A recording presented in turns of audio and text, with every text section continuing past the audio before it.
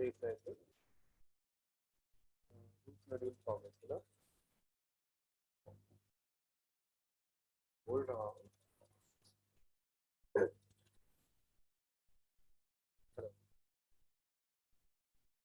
Sir आपकी आवाज धीरे धीरे आ रहा है। यस सर, बहुत धीरे आवाज। सर आपका आवाज ठीक से आ नहीं रहा है। अभी भी नहीं।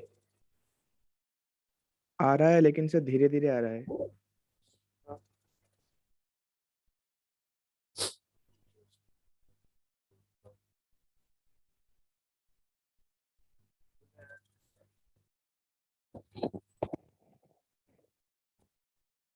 हेलो। हाँ सर हाँ अभी सर ठीक है। ठीक है अब? हाँ सर। हाँ सर। हाँ सर अब ठीक है। तो हम पढ़ रहे थे बायोलॉजिकल नाइट्रोजन फिक्सेशन वाला पार्ट, और उसमें हम देख रहे थे पहला स्टेप क्या, नोड्यूल फॉर्मेशन। बाकी मैंने आपको बता नोड्यूल दिया था फॉर्मेशन। कि जो बायोलॉजिकल नाइट्रोजन फिक्सेशन है उसमें बैक्टीरिया और प्लांट्स दोनों इंटरेक्ट कर रहे हैं, तो दोनों की जीन्स बेसिकली इन्वॉल्व है उस प्रोसेस में पूरी तरह से। वो जीन्स के नाम वगैरह मैंने सब लिखा दिया था। हालांकि तुम्हें बता दूं कि इन जीन्स के नाम आज की डेट पे कभी पूछे नहीं जाते हैं, तो याद है तो अच्छी बात है, नहीं तो कोई दिक्कत भी नहीं। ठीक है। रूट नोड्यूल फॉर्मेशन के स्टेप्स जो है या दिए हुए एनसीईआरटी में, तो वो ध्यान में रखना, जिसमें से आपको मैंने पहला बता दिया कि पहला स्टेप क्या होगा, म्यूचुअल रिकॉग्निशन होगा mutual between recognition. Root hair and rhizobia. ठीक है। जब वो म्यूचुअल म्यूचुअल रिकॉग्निशन कर लेगा तो दूसरा स्टेप होगा क्या, multiplication and colonization। Multiplication and colonization। ठीक है। और राइट हो गया।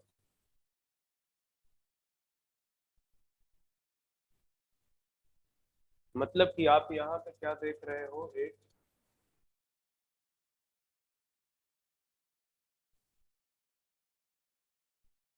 रूट हेयर है, आप इस तरह से देख लो कि ये एक क्या है बच्चे, रूट हेयर। Root hair. और इसके पीछे क्या भरी होंगी, के पीछे कार्टेक्स सेल होगी या पेरीसाइकिल होगी, यही तो होगा। ठीक है। Yes sir. तो इस रूट हेयर के चारों तरफ ढेर सारे जो है आपको क्या देखने को मिलेंगे, राइजोबियम बैक्टीरिया। अब तीसरा स्टेप होगा, मल्टीप्लाई कर लिया अपने नंबर को बढ़ा लिया इसमें, तो तीसरा स्टेप होगा कर्लिंग ऑफ रूट हेयर, और कर्लिंग ऑफ रूट हेयर के दौरान हुक फॉर्मेशन होगा। Curling of root hair.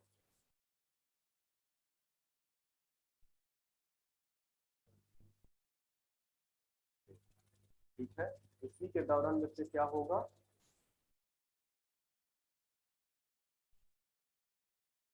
Hook formation. तो अगर पिक्चर आप देखो,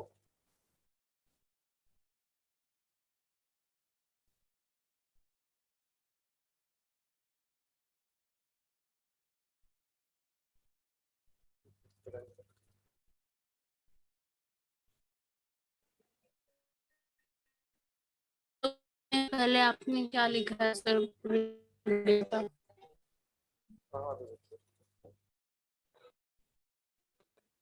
थर्ड स्टेप में एक तो तुम्हारा आवाज कट रहा है, मैं तुम्हारी आवाज को बहुत ज्यादा सुन नहीं पा रहा हूँ, फिर भी मैं पूरा बता देता हूँ। ये कर्लिंग है, CURLING, कर्लिंग।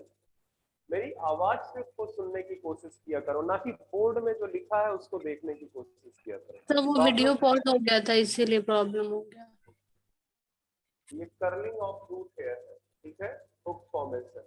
तो इसके दौरान यहाँ पे जो है आपका, ये देखो कर्ल होके ये जो स्ट्रक्चर बना है इसको बोलते हैं हुक। ठीक है। यहाँ पे खूब ढेर सारे आपके चारों तरफ राइजोबिया,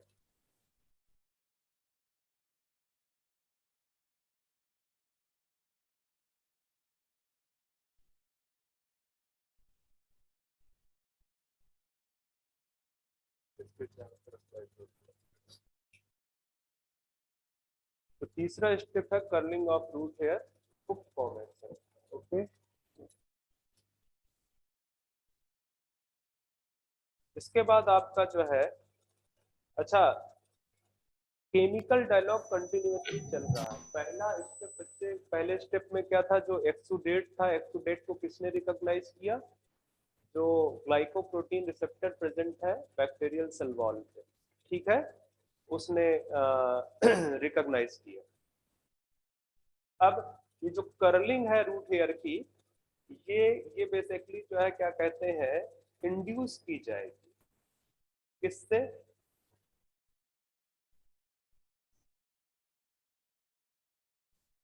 हेलो, इंटैक्ट नहीं कर रहे हैं क्या? बात सुनाई दे रही है मेरी आवाज? यस सर, आवाज आ रही है।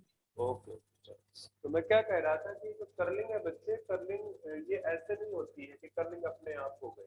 This curling is induced by, ये इंड्यूस होती है। कौन इंड्यूस करता है? By rhizobium bacteria.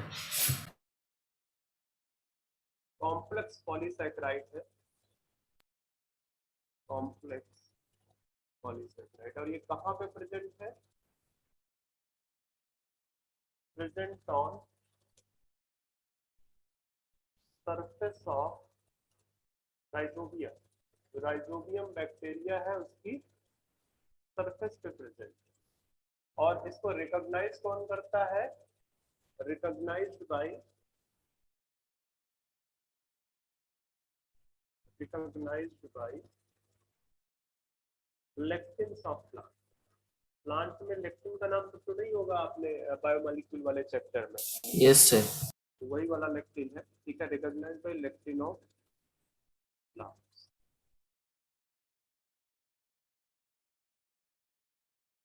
तो ये तीसरा स्टेप हो गया। अब कर्लिंग ऑफ रूट हेयर हो चुका है, अब क्या करेगा बैक्टीरिया?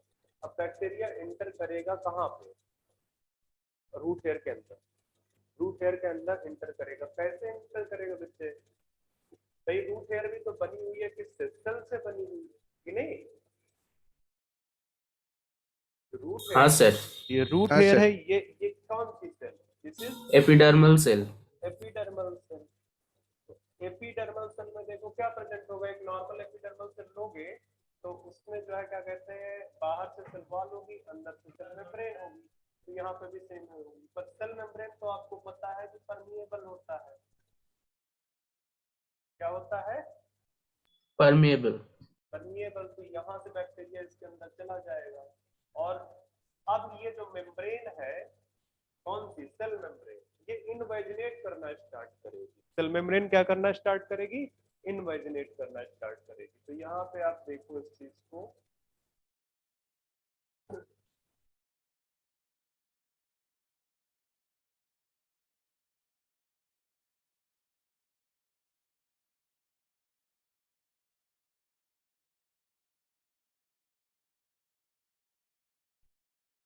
यहाँ से मैं उसके लिए, हालांकि मुझे ब्लैक कलर यूज करना चाहिए, बट ये मान के चलो कि मैं थोड़ा सा दिखा दे रहा हूँ इस तरह से कि मेम्ब्रेन इसकी किस तरह की है बच्चे? रेड कलर की, ये मान के चलो, ठीक है।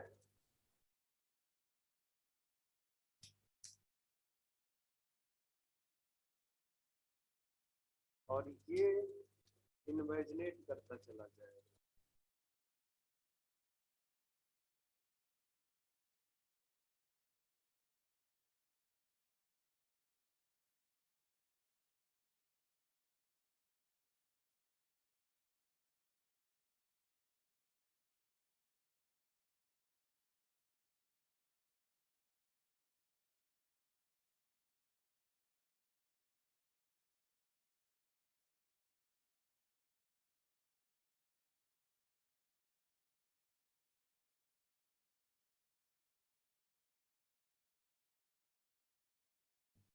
इस तरह से इन्फेक्शन थ्रेड का फॉर्मेशन होगा।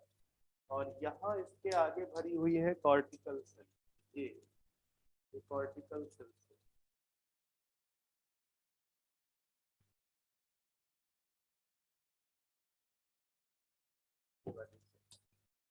ये जो इन्फेक्शन थ्रेड है ये पूरा पहुंचेगा जाके कहाँ पे, सेल मेम्ब्रेन के अंदर नहीं जाएगा, ये मान के चलना कि ये बन जाएगा इस तरह से, और ये पूरा यहाँ पे खूब सारा ये वाला बैक्टीरिया प्रेजेंट होंगे। आ जाएगा। जो भी इंटरसेलुलर स्पेस है, सेल के अंदर नहीं जाएगा, मैं बार बार बोल रहा हूँ, कहाँ पे होगा बच्चे ये, इंटरसेलुलर स्पेस में। इंटरसेलुलर स्पेस, ठीक है, इस तरह से आप बोल सकते हो।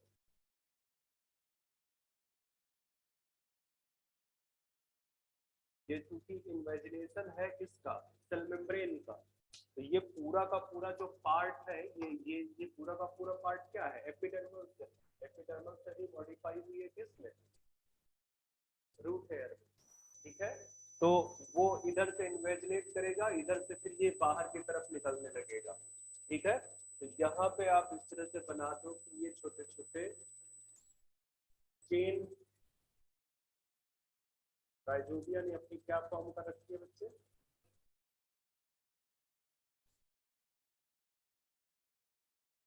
लिखने में कंसंट्रेशन ज्यादा है।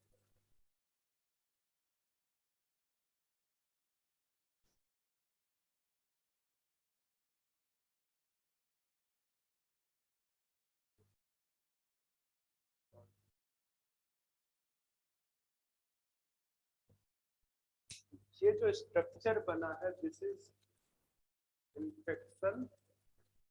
Infection chain.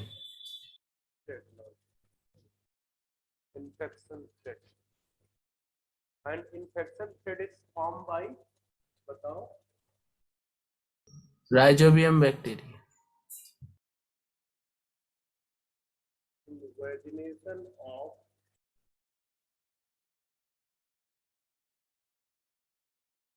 प्लाज्मा मेम्ब्रेन, और इस इन्वेजिनेशन से ये जो रास्ता बना है इसी से क्या निकल रहा है, राइजोबिया, ठीक है।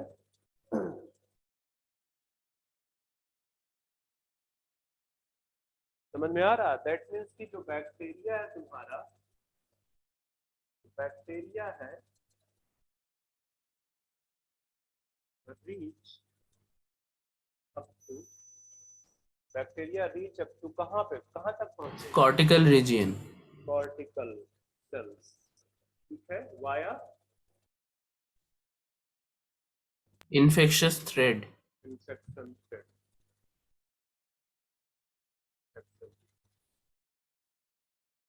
ये चीज है, इन्फेक्शियस भी बोल सकते हो, इन्फेक्शन। तो अब देखो ये वाला काम हो गया, बैक्टीरिया को जिस जगह पे नोड्यूल फॉर्मेशन करना था, बैक्टीरिया वहां पे क्या हो चुका है, पहुंच चुका है, बात समझ में आ रही है। हाँ सर। तो नेक्स्ट स्टेप होगा नोड्यूल का डेवलपमेंट, अब वही तो बचा है और कुछ थोड़ी बचा है, एक कॉर्टिकल सेल पे पहुंच गया, कॉर्टिकल सेल पे ही नोड्यूल का फॉर्मेशन होता है, तो यहाँ पे जाके जब ये राइजोबिया पहुंच जाएगा तो राइजोबिया स्टार्ट करने लगेगा सिक्रीशन एक माइटोजन का, और वो माइटोजन कौन होगा, साइटोकाइनिन और काइनेटिन, ठीक है, ये क्या है, ग्रोथ हार्मोन, ठीक है। नेक्स्ट स्टेप शायद फोर्थ है या फिफ्थ है, फोर्थ है।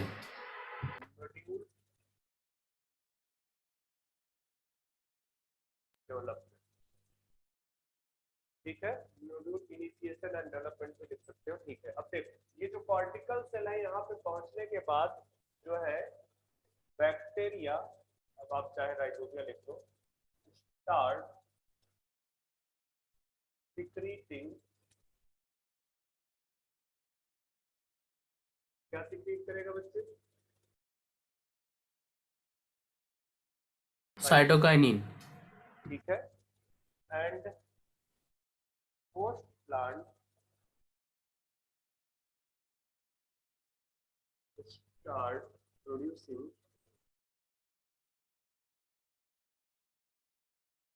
क्या प्रोड्यूस करेगा, ऑक्सीजन, ऑक्सिन, नाम दोनों का सुन रखा, साइटोकाइनिन का भी नाम सुन रखा होगा, ऑक्सीजन का भी नाम सुन रखा होगा। अब ये जब cytokinin and oxygen equal proportion में प्रेजेंट होंगे। हालांकि आपको इतना जानने की जरूरत नहीं है, ठीक है, बस ये लग लो कि साइटोकाइन में oxygen induce development of protein. ये जो हार्मोनल रेशियो है यही तो करता है, सेल डिवीजन को प्रमोट करता है, ठीक है। इक्वल रेशियो में जब प्रेजेंट होंगे तो ये इंड्यूस कर देंगे क्या, किसको इंड्यूस कर देंगे, कैसे? तो तुम लोग इंटरेक्ट नहीं कर रहे हो, क्या बात है भाई? सेल डिवीजन मतलब सर आपका आवाज कट रहा है, क्या बच्चे?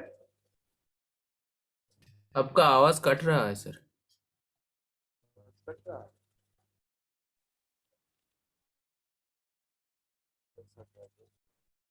अभी भी कट रहा है? नहीं सर, अभी ठीक है। सर आप ठीक है? कहीं ऐसा तो नहीं है तुम्हारा नेटवर्क खराब है? चलो कोशिश करो, ठीक है। तो यहाँ पे क्या होगा, ये कॉर्टिकल सेल क्या होंगे बच्चे, देखो ये कॉर्टिकल सेल, सपोज कर लो एक कॉर्टिकल सेल है यहाँ पे, ठीक है। ये स्टार्ट कर देंगे बच्चे क्या करना, डिवाइड, डिफरेंशिएशन। ठीक है। डिफरेंशिएशन तो बाद में होगा, अभी तो सिर्फ सेल डिवीजन हो रहा है, ठीक है। सेल डिवीजन हो रहा है तो सेल डिवीजन के दौरान बच्चे कंडीशन क्या होगी कि जो नई कॉर्टिकल सेल्स बन रही है, या आप ये बोल सकते हो कि ये जो नड्यूल है, ठीक है, इससे जो नड्यूल बन रहा है, नड्यूल के अंदर जो सेल्स है वो सेल्स बच्चे होंगी कैसी, कॉर्टिकल सेल्स। पॉलीप्लॉइड, और पॉलीप्लॉइड में भी मोस्टली होंगी बच्चे टेट्राप्लॉइड। मोस्टली कैसी होगी, टेट्राप्लॉइड। मतलब कि क्यों ऐसा है, टेट्राप्लॉइड सेल होने की क्या जरूरत है बच्चे, ठीक है। तो एक्चुअली जब ये प्रोटीन सिंथेसिस होगी बच्चे यहाँ पे चल के, ठीक है, या आप ये बोलो नाइट्रोजन का फिक्सेशन होगा, बायोलॉजिकल नाइट्रोजन का फिक्सेशन होगा, तो राइजोबिया को भी भोजन देना पड़ेगा कि नहीं देना पड़ेगा। तो जब तक वो सफिशिएंट रिच नहीं होगी तब तक वो दूसरे को जो है होस्ट कर ही नहीं सकती है कि नहीं, ऐसा समझ में आ रही है बात में? हाँ सर। ठीक है। तो इस वजह से ये सेल्स जो है नड्यूल में जो सेल डिवीजन होता है, सेल डिवीजन के दौरान कौन सी सेल्स बनती है, पॉलीप्लॉइड, मोस्टली किस तरह की, टेट्राप्लॉइड, ठीक है। और जब ये टेट्राप्लॉइड सेल एक मास ऑफ सेल्स बन जाएगा, ठीक है, ये जो है सेल डिवीजन से जब एक मास ऑफ सेल्स प्रोड्यूस होगा, मास ऑफ सेल, ये जो मास ऑफ सेल है बच्चे उसी को तुम क्या बोलते हो, नोड्यूल। नोड्यूल बोलते हैं, मास ऑफ सेल्स को नोड्यूल बोलते हैं, ठीक है। और जो ये नोड्यूल है बच्चे ध्यान में रखना, क्योंकि बहुत ज्यादा सेल्स बन रही, बहुत सेल्स बनी ना, तो ये क्या करेंगे, ये एक जो है क्या कहते हैं, जहां पे अब उतने लिमिटेड स्पेस पे तो नहीं आएंगे, तो ये क्या करना स्टार्ट करेंगी, बाहर की तरफ आउट ग्रोथ हो जाएगा। आउट ग्रोथ हो जाए। तो इसी वजह से अगर तुम किसी टी का प्लांट या ग्राम का प्लांट या लेगुमिनस प्लांट आप अप्रूव करो तो आपको वहां पे उसके रूट्स में कुछ आपको गांठ जैसे स्ट्रक्चर नजर आते हैं, वो नोड्यूल है बेसिकली, ठीक है, वो नोड्यूल है, ठीक है। आउट ग्रोथ हुई है due to excess cell division, और उसी आउट ग्रोथ को आप क्या बोलते हो बच्चे, नोड्यूल। ओके, तो इतनी बात आपको समझ में आ गई कि कॉर्टिकल सेल्स बनी, नई कॉर्टिकल सेल्स जो है डिवीजन हुआ नोड्यूल में, ठीक है, मतलब हम कह रहा हूँ सेल डिवीजन हुआ कॉर्टिकल सेल्स में, उससे बना नोड्यूल।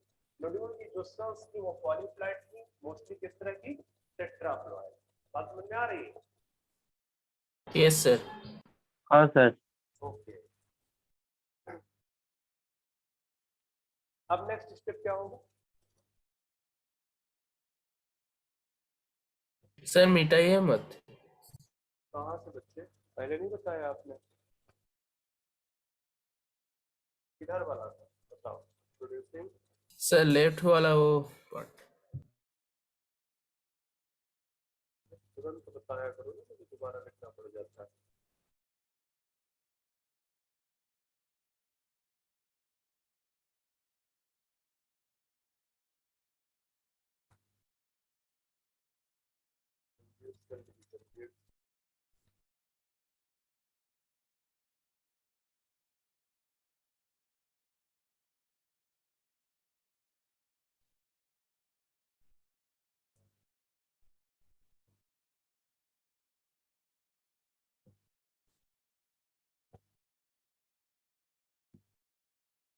बहुत स्लो हो बच्चे, तुम तो क्लास से ज्यादा स्लो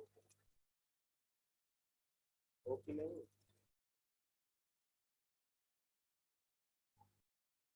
ज्यादा तो इसमें तुम्हारी क्लास में होती थी। मैं सोच के आया था आज ऑनलाइन आया हूँ तो आज मैं बहुत ज्यादा खत्म कर दूंगा, बट तुम लोग बहुत स्लो चल रहे हो। इस तरह से काम नहीं चलेगा, स्पीड बढ़ाओ।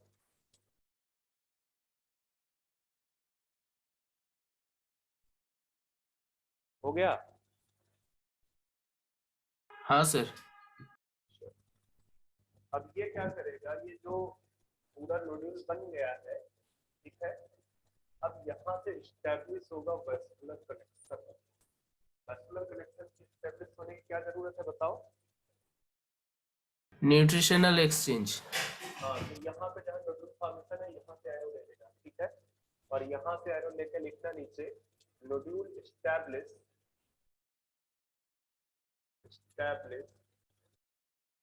vascular connection for nutrients and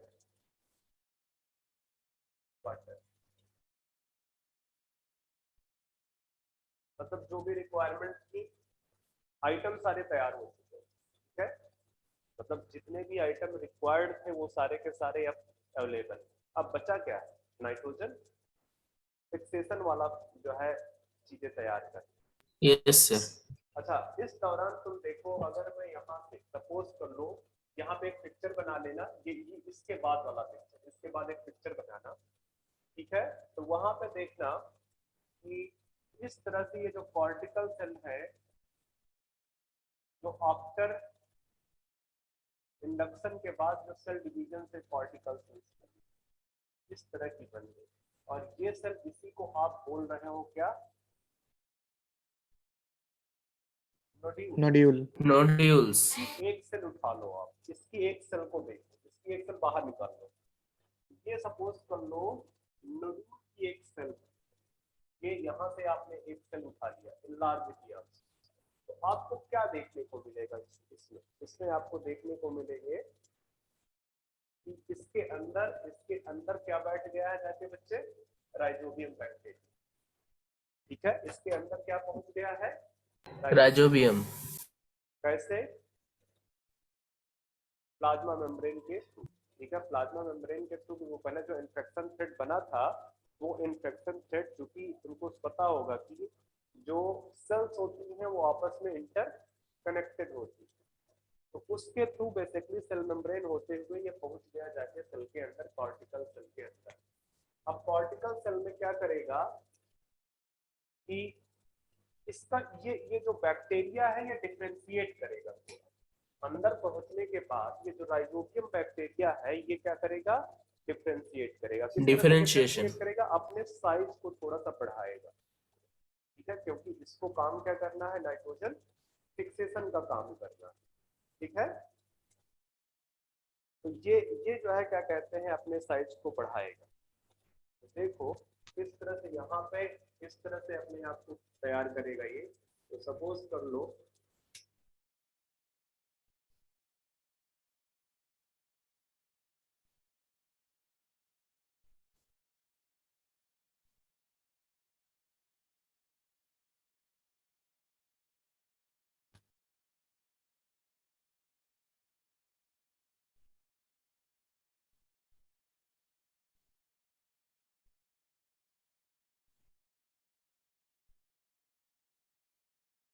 अब ये बन रही है मशीनरी, किस चीज की? नाइट्रोजन फिक्सेशन का। Nitrogen fixation. मेरे पास बहुत ज़्यादा कलर नहीं है और क्योंकि मुझे रेड यहाँ पे ज़्यादा यूज़ करना है और स्टार्टिंग में मैंने बैक्टीरिया को भी रेड कलर से देख शो कर दिया, तो ये मान के चल रहा है कि सब चीज़ यहाँ पे रेड से ही शो करने वाला है।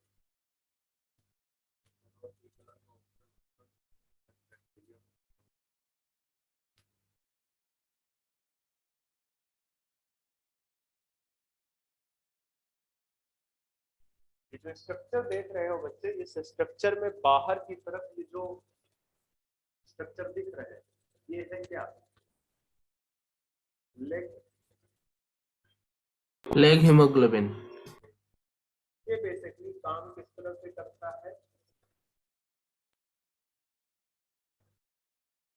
ऑक्सीजन इसके वेंचर है। तुम्हारे बॉडी में हीमोग्लोबिन पाता है तो वो किस तरह का काम करता है? ऑक्सीजन ट्रांसपोर्ट का।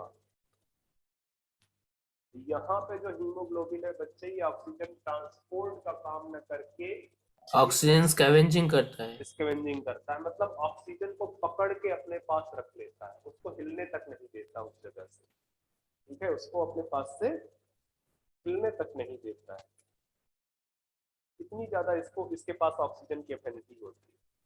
अगर सपोज कर लो तुम्हारे हीमोग्लोबिन में इतनी ज्यादा ऑक्सीजन के लिए एफिनिटी हो जाती है तो क्या होगा? सर ऑक्सीजन नहीं छोड़ता, हम रेस्पिरेशन नहीं कर पाते। ऑक्सीजन ट्रांसपोर्ट नहीं हो पाता। आपके बॉडी में एक और प्रोटीन होती है जिसको बोलते हैं मायोग्लोबिन। मायोग्लोबिन का काम होता है ऑक्सीजन को स्टोर करके रखना। तो उसकी जो एफिनिटी होती है ऑक्सीजन के लिए, वो हीमोग्लोबिन से ज्यादा होती है, ताकि वो उसको क्या कर सके? स्टोर करके रख सके। और यहाँ पे ये जो लेग हीमोग्लोबिन है तुम्हारा, ये और भी ज्यादा ऑक्सीजन के लिए एफिनिटी है, ताकि अगर अपने साथ बाइंड कर दिया तो अब ऑक्सीजन अवेलेबल नहीं है वहां। ठीक है, तो इसका काम क्या है एक्चुअली? जो जो इंपॉर्टेंट एंजाइम नाइट्रोजन फिक्सेशन में पार्टिसिपेट करती है वो प्रोकैरियोट्स के पास होती है, मतलब ये राइजोबियम बैक्टीरिया के पास है। पर उसके साथ प्रॉब्लम क्या है? वो ऑक्सीजन सेंसिटिव। वो ऑक्सीजन सेंसिटिव है, जैसे ही ऑक्सीजन उसके पास पहुंचेगी वो इनएक्टिव हो जाएगी। तो उसको ऑक्सीजन से बचाना है। जबकि आपको पता है कॉर्टिकल सेल को भी ऑक्सीजन की रिक्वायरमेंट है। कॉर्टिकल सेल को जिंदा रहने के लिए ऑक्सीजन की रिक्वायरमेंट है। अगर वो जिंदा ही नहीं रहेगी तो वो सपोर्ट कैसे करेगी? एनर्जी कहाँ से प्रोवाइड करेगी? क्योंकि होल सोल एनर्जी जो नाइट्रोजन फिक्सेशन के लिए है वो कौन देगा? वो प्लांट देगा। मतलब वो कॉर्टिकल सेल दे रही है, तो उसके लिए उसको जिंदा रहना बहुत इंपॉर्टेंट है। उसको ऑक्सीजन की बड़ी इंपॉर्टेंट है।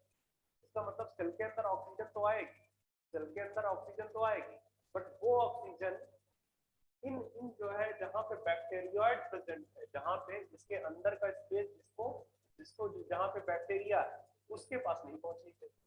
तो इसलिए बाहर से एक सील्ड तैयार कर दी गई, बाहर से एक सील्ड तैयार कर दी गई जो क्या करेगी? उस ऑक्सीजन को वहीं पे रोक देगी। ठीक है, और वो किसकी सील्ड थी? लेग हीमोग्लोबिन की सील्ड। ठीक है, अच्छा ये एक लाइन, रेड लाइन आप देख रहे हैं, ये है पेरीबैक्टीरियोइडल मेम्ब्रेन। इसको क्या बोलते हैं बच्चे? पेरीबैक्टीरियोइडल मेम्ब्रेन। पेरीबैक्टीरियोइडल मेम्ब्रेन।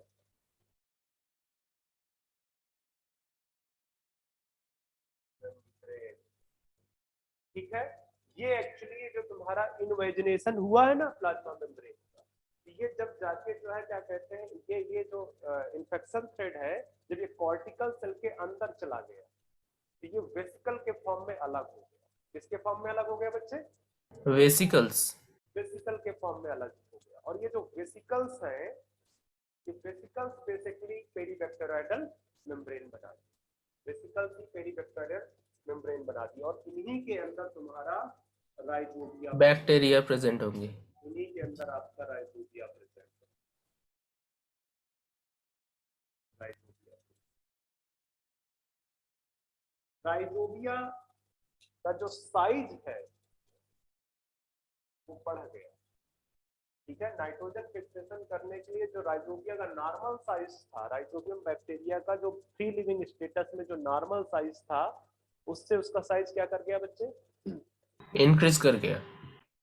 और उनको हम बोलने लगे बैक्टीरियोइड। ये क्या है? Specific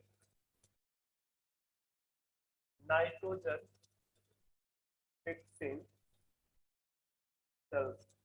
specific nitrogen fixing cell, बात समझ में आ रही है? कि जो हाँ सर। बैक्टीरिया था वो डिफरेंशिएट कर गया, उसमें फर्दर उसके साइज में चेंज आया, डिफरेंशिएशन हुआ, उसमें कुछ कुछ चेंजेस आए। जैसे कि ये पहले मोटाइल था बेटा, बट अब ये क्या है? Non motile. ठीक है, हालांकि इतना डीप में आपको नहीं जाना है। पहले ये मोटाइल था, अब ये नॉन मोटाइल है। ये स्पेसिफिकली नाइट्रोजन फिक्सिंग सेल बन गई है बैक्टीरियोइड। ठीक है, और इसके पास में अपनी जीन्स है जो मैंने पहले ही डिटेल दे रखा है, निप्स, नॉड एंड। तो नॉड जीन का तो ये यूज कर चुका है। निप्स जीन और कौन सी बची? एक फिक्स जीन। ठीक है, fix gene Yes, sir. Fixation में पार्टिसिपेट कर रही है, और निप्स जीन किस चीज पे पार्टिसिपेट कर रही है? Nitrogenase activation.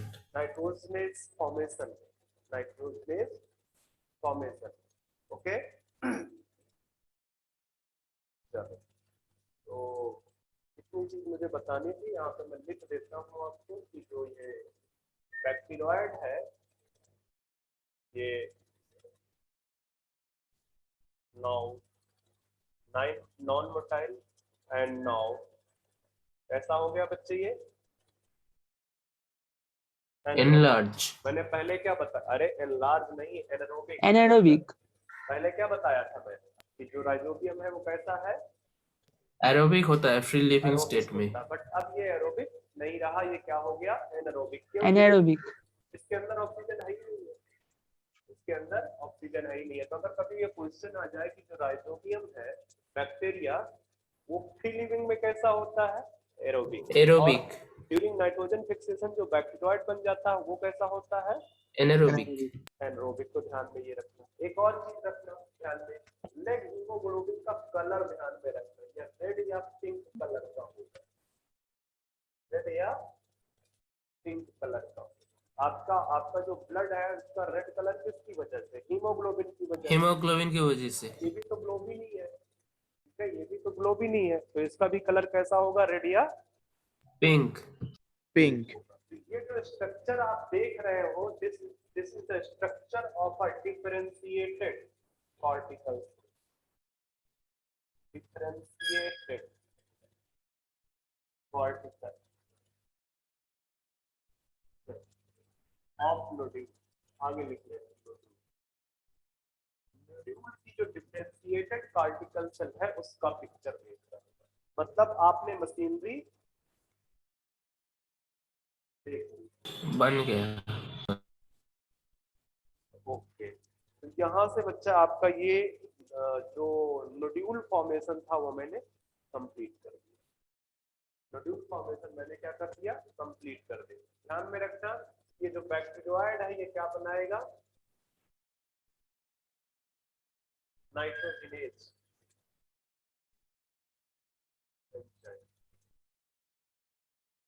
ठीक है, इसी का तो काम है बच्चे। आगे अब नाइट्रोजनेज एंजाइम बनाएगा। तो अब देखते हैं मैकेनिज्म वाला पार्ट। आप देखते हैं मैकेनिज्म वाला पार्ट। मैकेनिज्म क्या है नाइट्रोजन फिक्सेशन का? तो सेकंड स्टेप है हमारा मैकेनिज्म ऑफ नाइट्रोजन। सर आप अपना माइक को ग्रीन शर्ट पे लगाए तो अच्छे से सुनाई देगा। जी सर, आवाज बहुत धीरे है। अब आ रही है? हाँ सर ठीक है। हाँ सर अब ठीक है। चलो, तो मैकेनिज्म आप दूसरा स्टेप लो।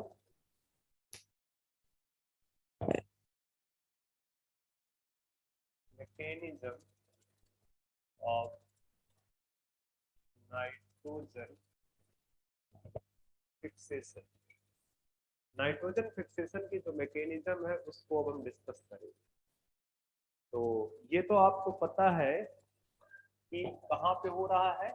Cortical cell. लिख लो, कॉर्टिकल सेल्स ऑफ नोड्यूल या रूट नोड्यूल। रूट सीधे सीधे लिख लो कि ये मैकेनिज्म जो नाइट्रोजन फिक्सेशन हो रहा है ये कहाँ पे हो रहा है? रूट। सोर्स ऑफ एनर्जी क्या है बच्चे?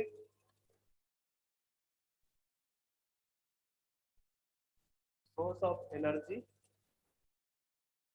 बताओ। प्लांट से आता है। NaDH2, FADH2 या NADPH2 कहाँ से मिलेंगे? बाय रेस्पिरेशन और फोटोसिंथेसिस की प्रोसेस से, फ्रॉम प्लांट से। प्लांट, पोस्ट प्लांट प्रोवाइड कराएगा। एनर्जी वाली जो प्रॉब्लम थी आपकी सॉल्व हो गई, ठीक है। चलो हम आगे बढ़ते हैं। आप अगर आपने एनसीईआरटी पे देखोगे तो एनसीईआरटी में नाइट्रोजनेज एंजाइम का पिक्चर बना हुआ है। हाँ सर। तो हम उस पर फोकस करते हैं फिलहाल।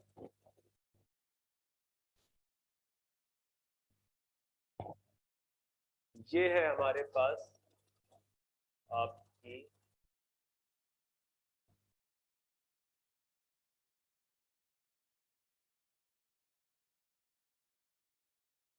Nitrogenase enzyme. ये क्या है दोनों बच्चे? Binding site. ये है बाइंडिंग साइट। मॉलिब्डेनम ऊपर की तरफ लिख दिया, आयरन लिख दिया। ध्यान में रखना कि जो नाइट्रोजनेज एंजाइम है बच्चे, नाइट्रोजनेज एंजाइम, ये कैसी है? मॉलिब्डेनम और आयरन के साथ बना हुआ है। O2 sensitive. दूसरी चीज क्या है यहाँ पे? इंपॉर्टेंट चीज बोलने जा रहा था बच्चे, ऑक्सीजन सेंसिटिव है।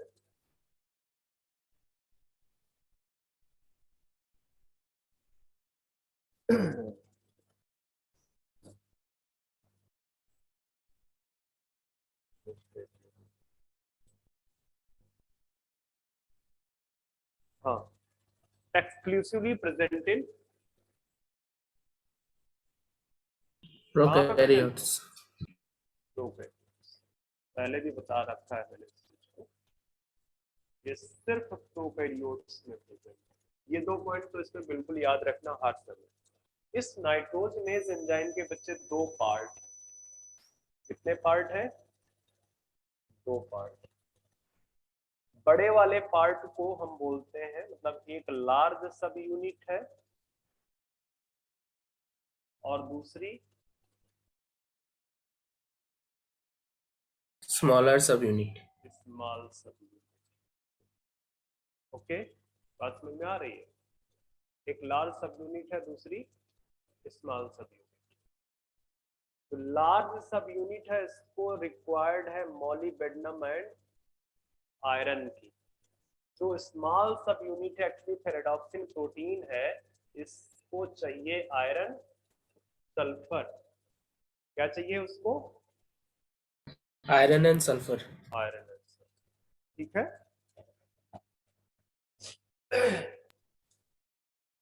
अब ये जो दोनों यूनिट है लार्ज एंड सब यूनिट, ये जब नाइट्रोजन फिक्सेशन करना होता है तभी एक दूसरे के साथ जुड़ती हैं, अदरवाइज कैसे रहती हैं?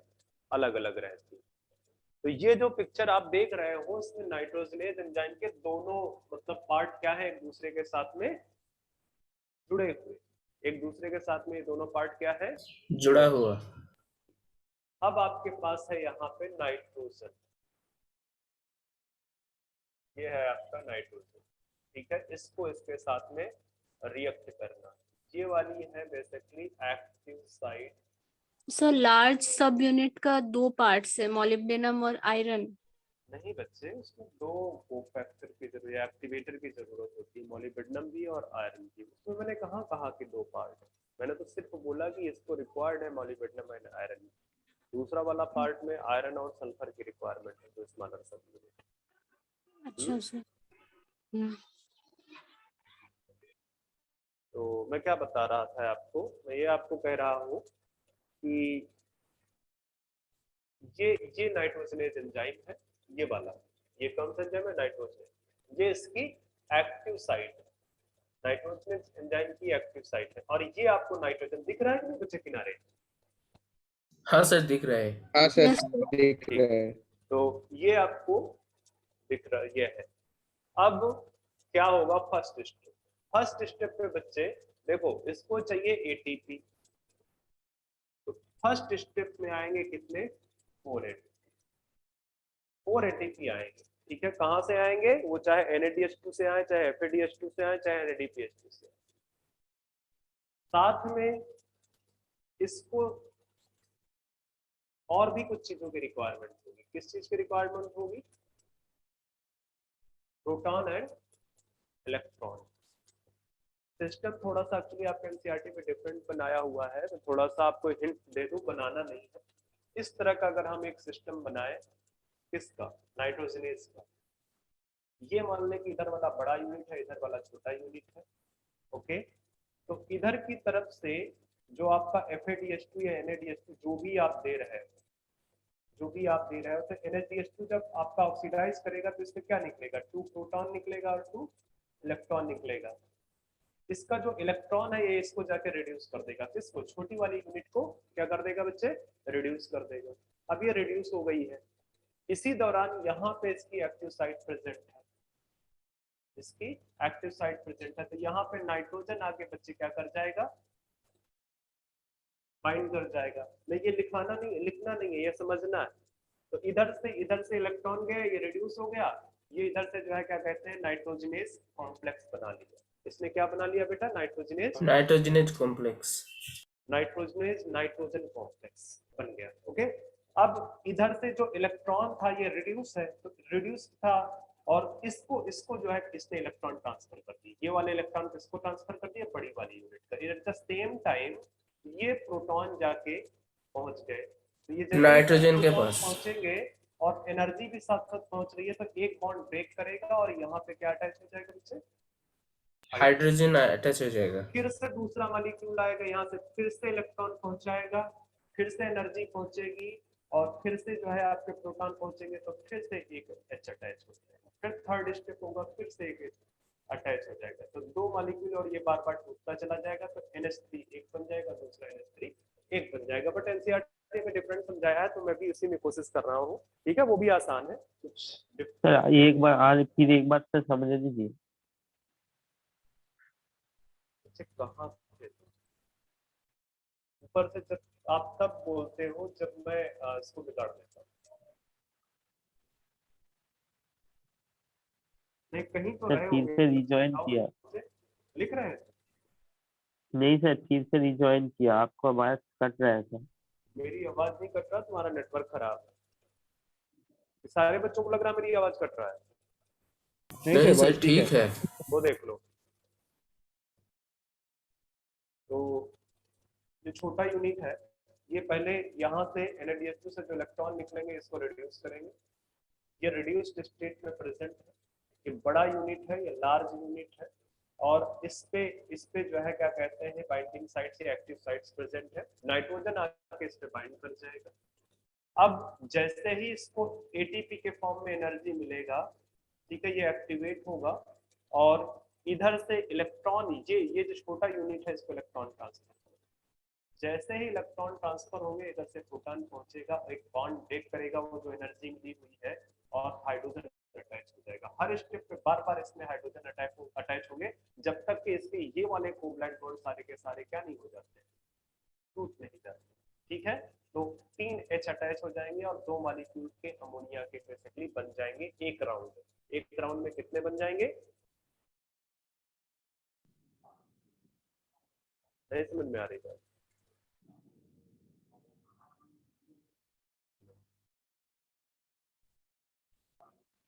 नहीं समझ में आई क्या? चलो इधर देखो, इस पे कोशिश करो। ये आपका नाइट्रोजनेज एंजाइम है, क्योंकि ज्यादा कॉम्प्लेक्स आप समझ नहीं पाओगे, इसी को मान लो। ये आपका नाइट्रोजनेज एंजाइम है। अभी दोनों फ्री स्टेट पे है, नाइट्रोजन अलग है, एंजाइम अलग। ठीक है, यहाँ से ये एटीपी आ रहा है, यहाँ से electron and proton. Electron and proton का सोर्स क्या है मैंने पहले ही बता दिया है, क्या? NADPH2 NADH2 सब सोर्स है। ठीक है, तो फर्स्ट जो है इधर से एटीपी मिलेगी तो ये बॉन्ड क्या करेगा, ब्रेक करेगा। अब ये बॉन्ड ब्रेक करेगा, दैट मींस कि इसकी वैलेंसी सेटिस्फाइड होगी इस प्रोटॉन से, तो इसको पहले आप अटैच कर दो।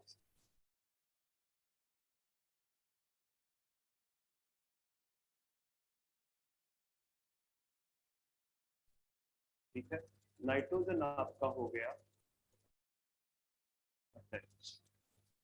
नेक्स्ट स्टेप पे, अच्छा हाँ, अटैच हो गया, इसमें एक बॉन्ड आप इस तरह से अटैच करवा, ठीक है, इस तरह से अटैच करवा दो।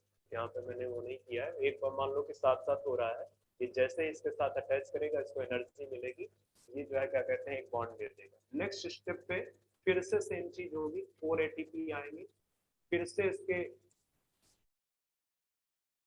इलेक्ट्रॉन्स आएंगे,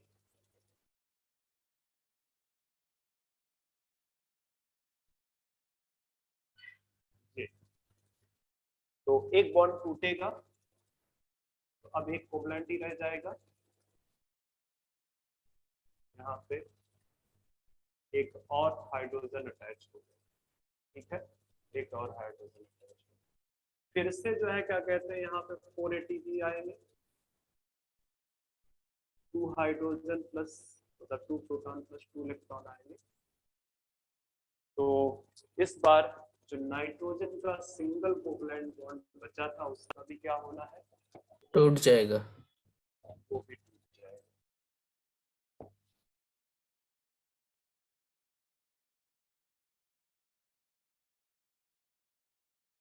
ये आपका hydrogen hydrogen hydrogen.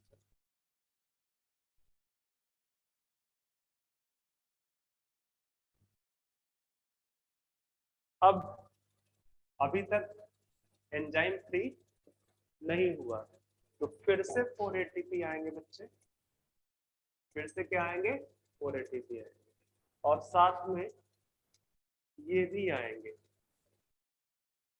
Proton and electron. ठीक है, तो अब क्या होगा, ये एटीपी यूटिलाइज हो जाएंगे नाइट्रोजनेज एंजाइम को फ्री कराने में यूज हो गए। ठीक है, तो nitrogenase is now free for another round of catalysis. दूसरे राउंड ऑफ कैटालिसिस के लिए नाइट्रोजनेज बच्चे क्या है, फ्री हो चुका है। फ्री हो गए। अच्छा, अब ये बोलोगे कि ये कहाँ गए, तो ये प्रोड्यूस करेंगे एक हाइड्रोजन गैस का molecule of hydrogen, 1 molecule of hydrogen produce करेंगे। ठीक है, बात समझ में आ गई। साथ में क्या होंगे,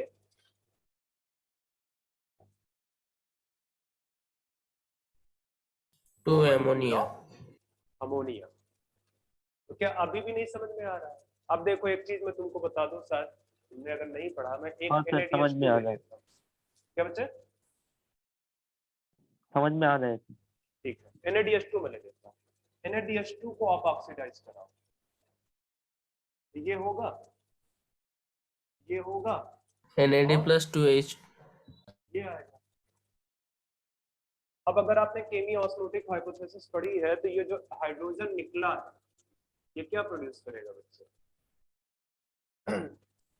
इससे एटीपी की सिंथेसिस भी तो होगी, एक NADH2 से, तो वो प्रोटॉन्स भी जाएंगे मिलेंगे, उससे एटीपी भी निकलेगा। ठीक है, उससे एटीपी भी ATP भी तो मिलेगा। ये जब हम रेस्पिरेशन में पढ़ेंगे तब बता दूंगा, अभी के लिए बस इतना जान लो कि यहाँ से सारी चीजें, ये सोर्स निकला। ठीक है, तो अब देखो इक्वेशन जरा सा देखो आप, इक्वेशन किसकी, ऑफ नाइट्रोजन फिक्सेशन का। नाइट्रोजन फिक्सेशन का इक्वेशन लिखो। आपके पास में क्या है, नाइट्रोजन था एक मॉलिक्यूल, था कि नहीं? हाँ सर।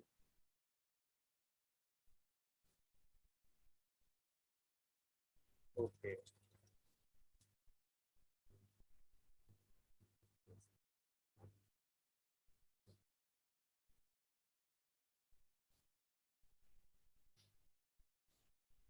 ठीक है, कितने एटीपी बच्चे कंज्यूम किए हमने? 4 16 4 हाँ, 16 ATP। तो आप इसको 16 एटीपी दे दो। ओके, कितने आपने यहाँ पे प्रोटॉन और इलेक्ट्रॉन दिए हुए हैं? कितने दिए हुए हैं? 8 8 electron and 8 proton। लिख दो, ये लिख दो। अब क्या बनाया है, आपको क्या क्या मिला है? एंजाइम्स की बात नहीं करनी है, एंजाइम तो यहाँ पे लिखते हैं ना, हाँ सर। ठीक है। तो यहाँ पे आपको क्या मिला बच्चे? 2NH3 2 molecule of ammonia। H2, ठीक है, ये मिला ना आपको 2NH3 प्लस H2। साथ H2 में आपको 16 इनऑर्गेनिक ADP और PI। हाँ 16 इनऑर्गेनिक फॉस्फेट मिल गए। एडीपी में मिलेंगे, सही कह रहे हो, 16 एडीपी में मिलेंगे। हालांकि इन दोनों को इतना मेंशन नहीं करते हैं, पर ध्यान में रखना ये पूछा जाता है, ये भी पूछा गया है। हाइड्रोजन के बारे में पूछा गया एक बार क्वेश्चन कि during nitrogen fixation which of the gas evolve. Oxygen मतलब उसके दौरान, किसके दौरान? नाइट्रोजन फिक्सेशन के दौरान कौन सी गैस इवॉल्व होती है एक्सेप्ट अमोनिया? अमोनिया को छोड़ के हाइड्रोजन होगा। हाइड्रोजन होगा। ठीक है, तो हाइड्रोजन होगा। एक चीज तो ये। अब देखो, तुमने तो पढ़ा रखा है नाइट्रोजन का 16 एटीपी। पूछेगा कितने एटीपी रिक्वायर्ड होता है पर मॉलिक्यूल ऑफ अमोनिया। क्या मैं बोल रहा हूँ? पर मॉलिक्यूल ऑफ अमोनिया कितना एटीपी रिक्वायर होता है? तुम ध्यान नहीं देते हो कि पर 8। मॉलिक्यूल पूछ रहा है और तुम सीधे ऑप्शन कौन सा क्लिक कर देते हो? ये तो बेसिकली 2 मॉलिक्यूल पे सिंथेसिस हो रही है ना, तो number of ATP basically ATP required पर मॉलिक्यूल ऑफ NH3, वो तो बच्चे हो जाएंगे 80, सॉरी कितने? 8 ही होंगे ना। हाँ सर। तो ये भी ध्यान में यस रखना। सर। अगर वो पूछता है कि N2 से इस तरह से ये सारी कंडीशन देता है तब तो 16 एटीपी। अगर पर मॉलिक्यूल ऑफ अमोनिया पूछ रहा है तो 8 एटीपी रिक्वायर्ड है। तो ये है बच्चे आपका नाइट्रोजन फिक्सेशन का मैकेनिज्म। ठीक है, मैकेनिज्म है नाइट्रोजन फिक्सेशन का, इसको आप देख लो। एक और पॉइंट रह गया था, जहां पे आपने नाइट्रोजनेज एंजाइम लिखा है वहां पे लिख दो इंड्यूसिबल है बच्चे। इंड्यूसिबल कैसे है? इसको क्या चाहिए? Molybdenum and iron. Iron mainly molybdenum याद रखना, मोलिब्डेनम इंडक्शन का काम करता है वहां पे। ठीक है, तो इंड्यूसिबल एंजाइम है, ध्यान में रखना। ये 3 पॉइंट आपसे पूछ सकता है, इंड्यूसिबल, ऑक्सीजन सेंसिटिव और वो एक्सक्लूसिवली प्रेजेंट इन प्रोकैरियोट्स। बात समझ में आ गई? हाँ हाँ सर। सर। हाँ सर। बहुत स्लो लोग हो तुम। चलो खत्म। ये यहाँ से अब जो नाइट्रोजन फिक्सेशन वाला पार्ट था खत्म हो गया। मैंने जो स्टोरी कल सुनाई थी वो याद करो। कौन सी स्टोरी सुनाई थी? कि जब नॉर्मल नाइट्रोजन का एब्जॉर्प्शन होता है in the form of ammonia, sorry ammonium ion और नाइट्रेट आयन और नाइट्राइट आयन, तो सीधे एब्जॉर्ब करके कहाँ पे उठा के ले जाता है उसको? कहाँ पे उठा के ले जाता है?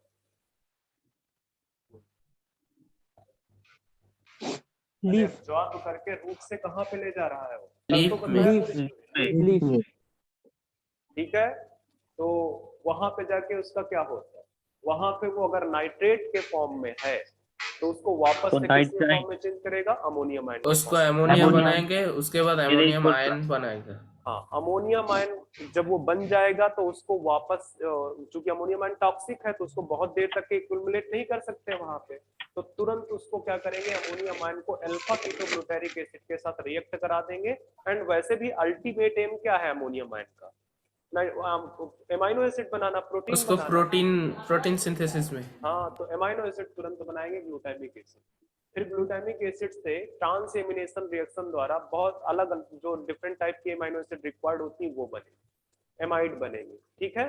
वो वाला स्टेप तो अलग। यहाँ पे मैंने बोला कि कुछ प्लांट्स के अंदर एडाप्टेशन आ जाता है, जो नाइट्रोजन, जो डायरेक्ट एटमॉस्फेरिक नाइट्रोजन को क्या करेगा, वो अपने अपने रूट में ही क्या करेगा, फिक्स करना स्टार्ट कर देगा, मतलब अपने रूट में ही अमोनियम आयन का फॉर्मेशन कर देगा। तो जब रूट में अमोनियम आयन फिक्स हो गई है तो वो क्या करेगा, उसको अगर वो ऊपर की और तरफ ले जाता है डायरेक्टली तो प्लांट के लिए टॉक्सिक होगा। तो वो उसको रूट के अंदर ही, मतलब जैसे ये मैं बता दूं, ये प्लांट है, ये प्लांट है आपका, ठीक है। तो वो बेसिकली रूट के अंदर ही यहाँ पे ही क्या करेगा, अमोनियम आयन को चेंज कर देगा एमाइनो एसिड। किसमें चेंज करेगा अमोनियम आयन को, एमाइनो एसिड में। प्रोसेस बिल्कुल वैसी है जैसे मैंने पीछे उसमें बताया हुआ है। पढ़ना है हमको तो लिख दो, हेडिंग डाल दो, थर्ड स्टेप। कौन सा थर्ड स्टेप, नाइट्रेट असिमिलेशन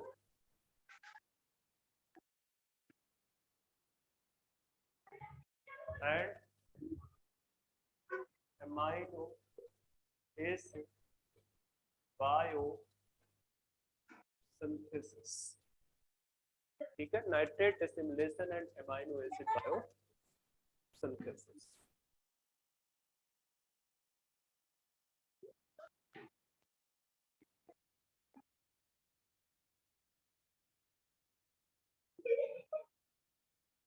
तो ये सारे के सारे काम कहाँ पे हो रहे हैं, इन रूट या इस तरह से लिखो, इन पार्टिकल रूट ऑफ, स्पेशली किसके लिए बच्चे, nodule formation of forming plant, ऐसे प्लांट जहाँ पे नोड्यूल पर डेवलप है, स्पेशली अगर रूट में हो रहा है तो रूट में, जहाँ पे, ठीक है। तो अब देखो क्या होगा, हमारे पास दो स्टेप है एमाइनो एसिड बनाने के। हमारे पास क्या है, एमाइनो एसिड बनाने के दो स्टेप।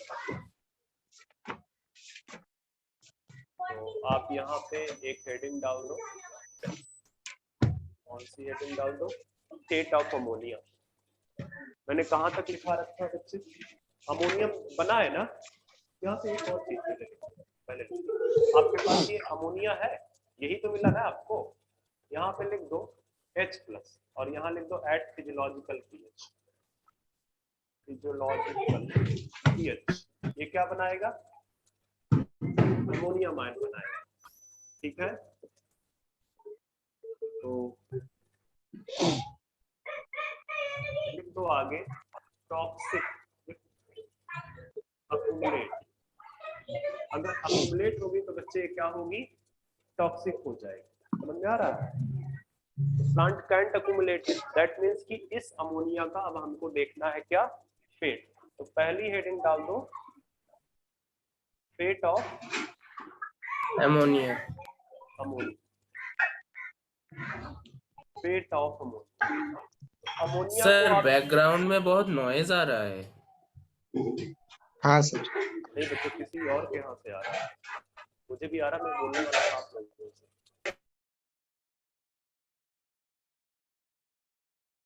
देखो बंद किया ना किसी बच्चे ने। हाँ सर। और ये उसको समझ में नहीं आ रहा है, मतलब हद है।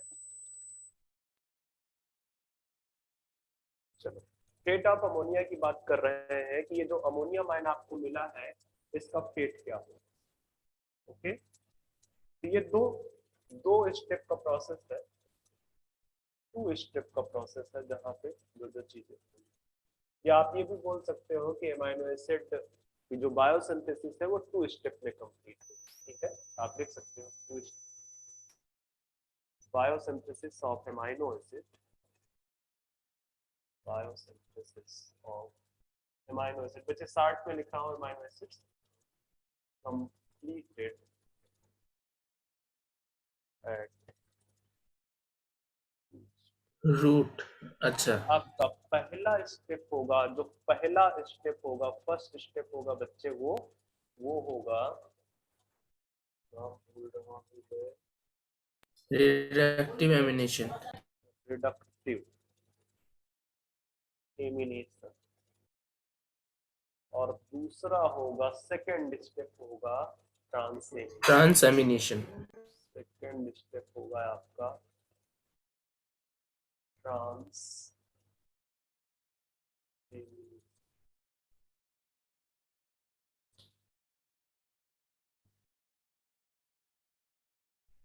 रिडक्टिव एमिनेशन है उसको आप देखिए पहले।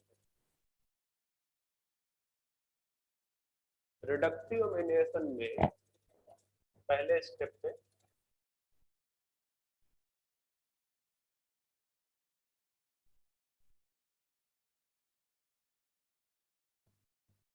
अमोनियम आयन आपका अल्फा कीटो ग्लूटारिक एसिड, जो कि 5 carbon compound, yes sir. and this is intermediate compound of Krebs cycle. Cycle. Intermediate compound है क्रेब साइकिल का। तो ammonium ion plus alpha ketoglutaric acid मिलके क्या बनाएंगे? Glutamic acid. Glutamate. And this is the first amino acid which is synthesised in plant. पहला amino acid है जो कि प्लांट में सिंथेसाइज होता है। प्लांट में सिंथेसाइज होने वाला पहला एमाइनो एसिड कौन सा? Glutamic acid. एसिड। एंजाइम के बिना तो नहीं काम होगा कोई, ठीक है? तो साथ में एक और भी चीज लिख दो, ग्लूटामेट हाइड्रोजिनेज। NADH2 भी चाहिए, चाहिए कि नहीं चाहिए? ध्यान में रखें। हाँ यस सर। Glutamate dehydrogenase. और डिहाइड्रोजिनेज के लिए मैंने आपको क्या बताया था कि मैंडेटरी कौन सा कोफैक्टर है, एक्टिवेटर है? Metal activator. पोटेशियम। अच्छा,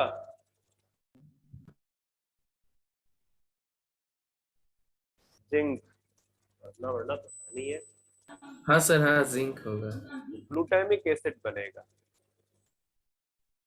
ओके, ग्लूटामिक एसिड बन गया है। तो ये तो फर्स्ट लिख दो यहाँ पे, फर्स्ट अमाइनो एसिड synthesized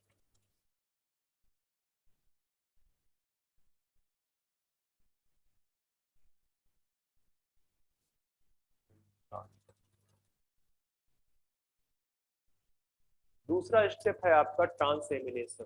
तो मतलब कि ग्लूटामिक एसिड जो है उसका जो एमाइनो ग्रुप है, मतलब कि अगर मैं एक जनरल फार्मूला बताऊं तो वो आपका इस तरह से होगा।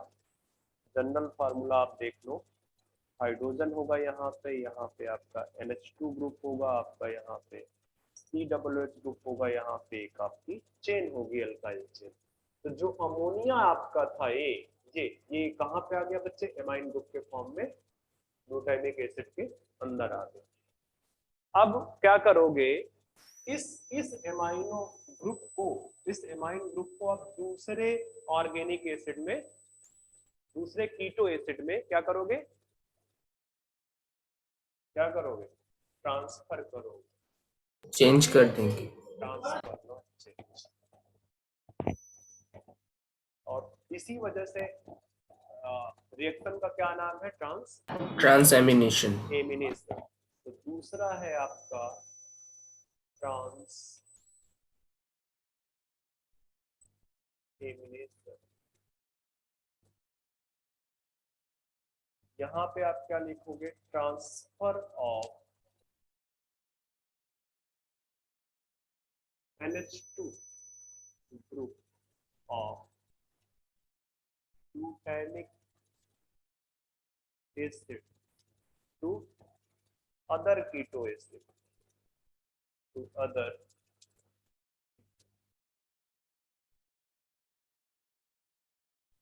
transfer of NH2 group of glutamic acid to other keto acid keto acids. with the help of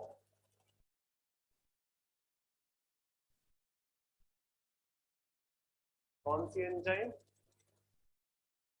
transferase aminase sorry transaminase.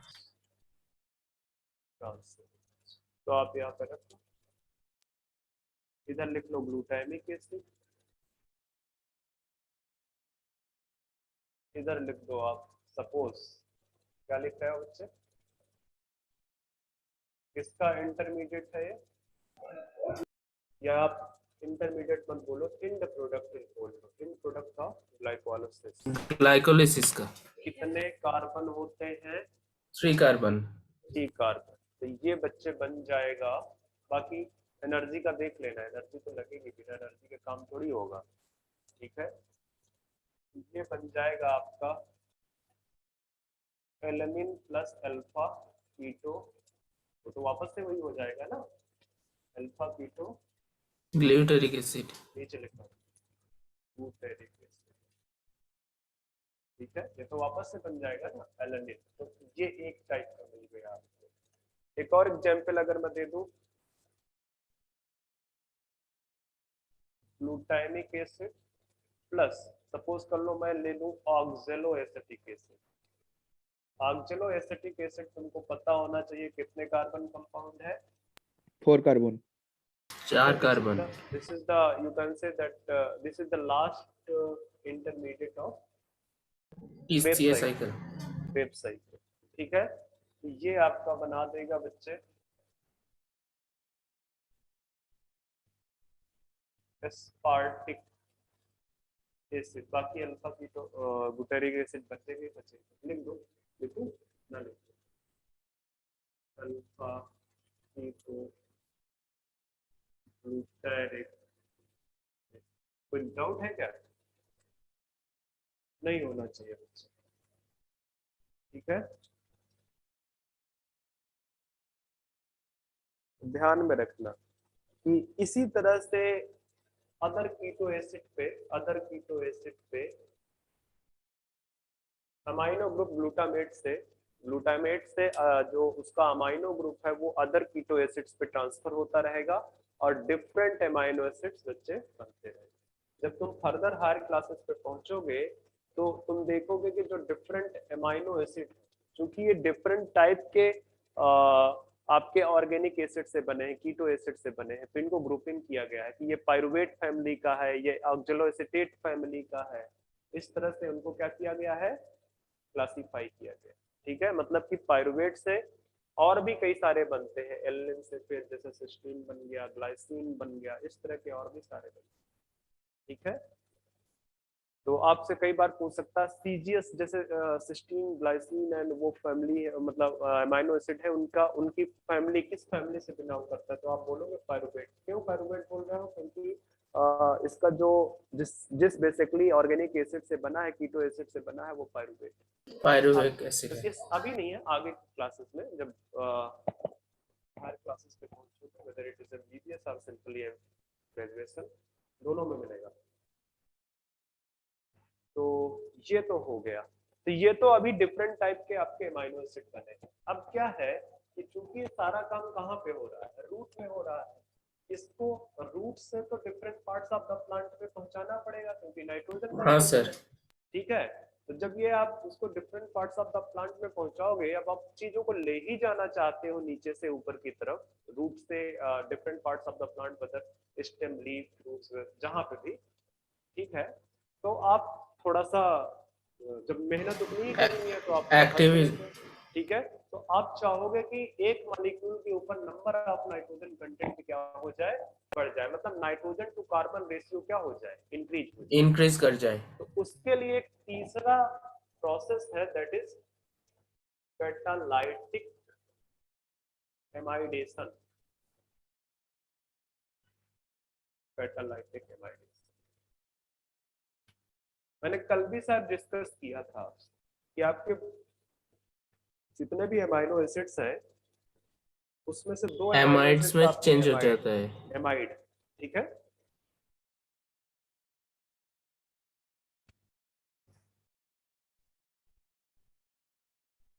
तो कैसे होगा वो मैं आपको बता देता हूँ, आप देख लो एक बार, हालांकि उतना जरूरत है नहीं है। एक्चुअली क्या है कि जैसे जैसे ये आपका ग्लूटामिक एसिड, ओके, दो ग्लूटामिक एसिड ही अगर आपस में रिएक्ट कर जाए, जैसे यहाँ पे कर सकते हैं glutamic acid plus glutamic plus आपका जो भी रिक्वायरमेंट है, ये तो बच्चे ये बनाएगा ग्लूटामीन, ग्लूटामिन। और ग्लूटामीन के पास में बच्चे कितने नाइट्रोजन है? 2 नाइट्रोजन्स। एक मिनट रुक जाओ, मुझे थोड़ा सा देख रहा है। हालांकि एनसीईआरटी में ये रिएक्शन वगैरह नहीं दिया हुआ है कुछ, आपको बस ये याद रखना है कि जो ट्रांसपोर्टेशन है एसिमिलेटेड नाइट्रोजन का, ठीक है, वो किसके फॉर्म में होता है? इधर एमाइड और यूरिट्स के फॉर्म में, ठीक है, इन्हीं दो फॉर्म में आपको देखने को मिलेगा।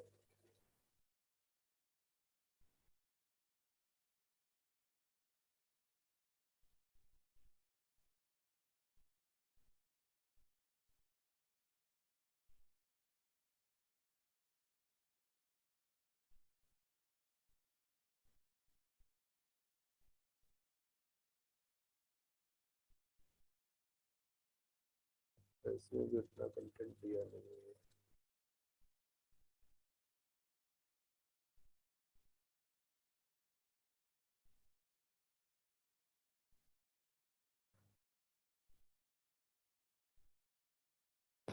इसका ये ग्लूटामिक इसको हटाना चाहिए, this is not, this is ammonia. अगर लिखना लिखना नहीं बचेगा, लिखना नहीं है, बस आप ध्यान दे लो कि इस तरह से रिएक्शन होता है, glutamic acid ammonium ion plus ATP, ठीक है, और वो ग्लूटामीन बनाएगा। इसी तरह से अगर मैं यहाँ पे ग्लूटामिक एसिड के साथ में, मैं नहीं चाहता कि यहाँ पे मैं कोई अमोनियम ग्रुप लाना चाहूँ, मैं यहाँ पे लिख दूँ एस्पार्टेट, एस्पार्टिक एसिड लिख दूँ यहाँ, एस्पार्टिक एसिड, ठीक है। तो वो बेसिकली एस्पार्टिक एसिड्स में नहीं, यहाँ पे आपको देना पड़ेगा अमोनियम आयन भी देना पड़ेगा, यहाँ पे भी अमोनियम आयन देना, ठीक है, साथ में एटीपी। तो एक एक जो है अमोनियम आयन आपका ये हो गया, एक अमोनियम आयन यहाँ से मिल जाएगा, ठीक है, और यहाँ से वो बना देगा दो दो नाइट्रोजन सोर्स हो गए, ग्रुप हो गए यहाँ से, और एक ये बेसिकली एस्पार्टिक एसिड आपका इस पे ट्रांसफर हो जाएगा जाके, ठीक है, इस पे ट्रांसफर हो जाएगा। तो ये आपको डीप में जानने की जरूरत नहीं है इतना ज्यादा, ये आप लिखना मत। मेन चीज मैं बताना चाहता था वो मैं दिखा देता हूँ। कैटालिटिक एमाइडेशन क्या है? कन्वर्जन ऑफ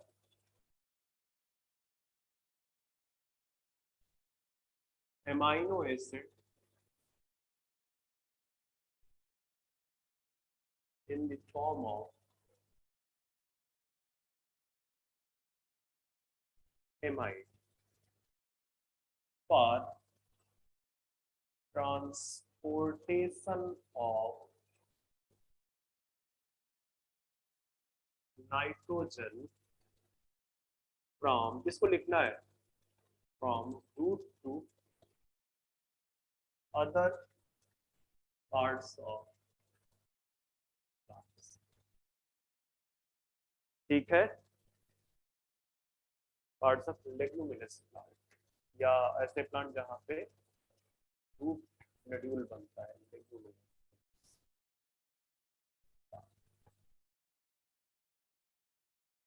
अब दूसरा पॉइंट हालांकि ऊपर से है पर मेन लिख दो, ट्रांसपोर्टेशन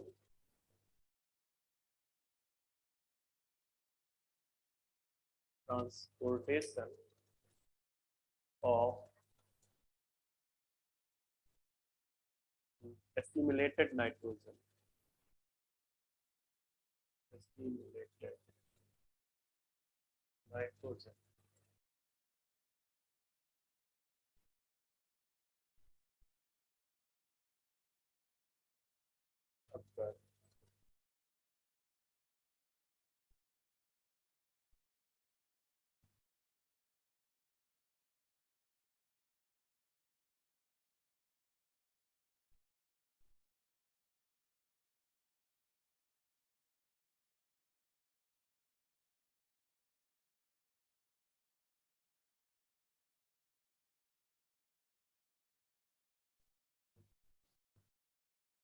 mainly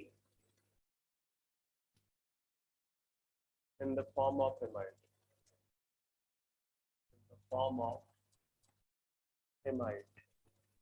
अब यहाँ पे एमाइड्स के बारे में कुछ पॉइंट्स लिखते हैं। एमाइड इज मोर स्टेबल, ज्यादा स्टेबल है, किससे? अमाइनो एसिड से, ठीक है। High nitrogen carbon ratio, nitrogen carbon ratio भी हाई है। ठीक है, हाई नाइट्रोजन कार्बन रेशियो, और इस है नहीं, इतना ही है, ठीक है, इतना ही है। यहाँ पे लिख दो in compare to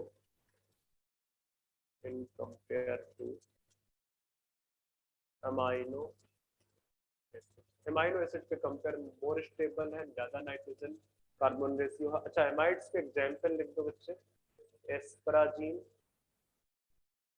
and glutamine.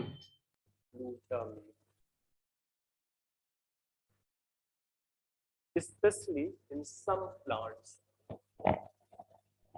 in some leguminous plant like soyabean,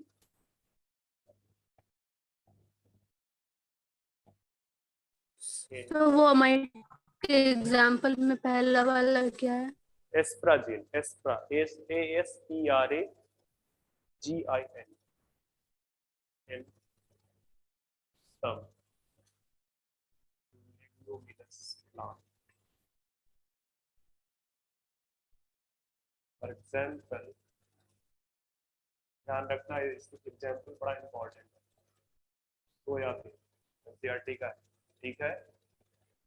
transport of nitrogen occur in the form of, किसके फॉर्म में करता है बच्चे?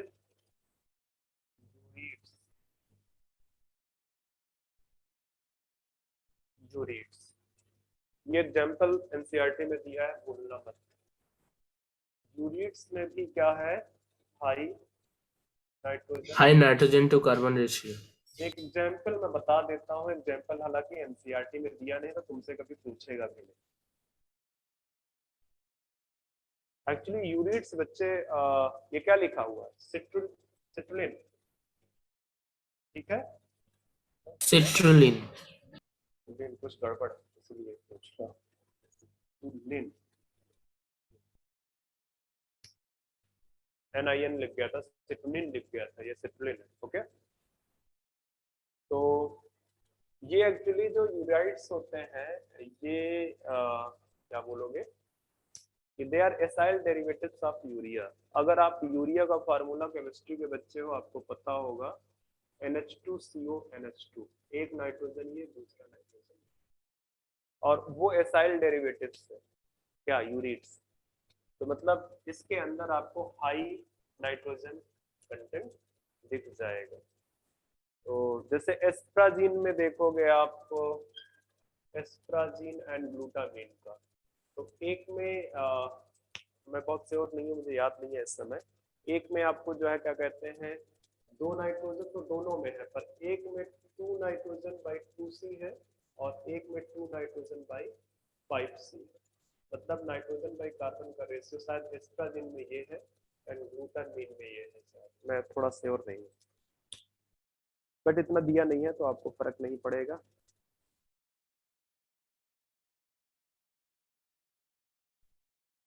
एक और चीज ध्यान में रखना कि एनसीईआरटी का पॉइंट बता रहा हूँ, उसमें इम्पोर्टेंट है। स्टार्टिंग में जब इनके बारे में डिस्कस किया है, एस्पराजीन एंड ग्लूटामीन, तो वहां पर लिखा है कि they form structural part of plant. तो लिख लो, फॉर्म स्ट्रक्चरल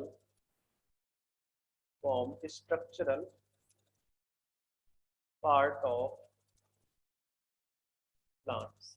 जो एस्पराजीन एंड ग्लूटामीन है, वैसे भी प्रोटीन स्ट्रक्चर का फॉर्म करेगी या कोई फंक्शनल रोल प्ले करेगी, पर ये structural part of the plant बना है। बात समझ में आ गई? Yes sir. यहाँ से हमारा एक टॉपिक, एक चैप्टर खत्म हो गया है। कौन सा चैप्टर? Mineral nutrition.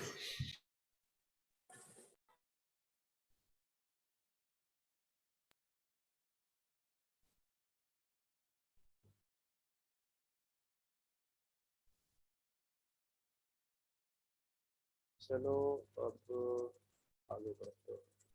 लेक्चर हमारा कब तक चलेगा? सर 12 बजे तक। 12। नहीं, 2 घंटे का लेक्चर है ना। हाँ सर 12 तक। 12 तक नहीं चलेगा, 12:30 तक चलेगा।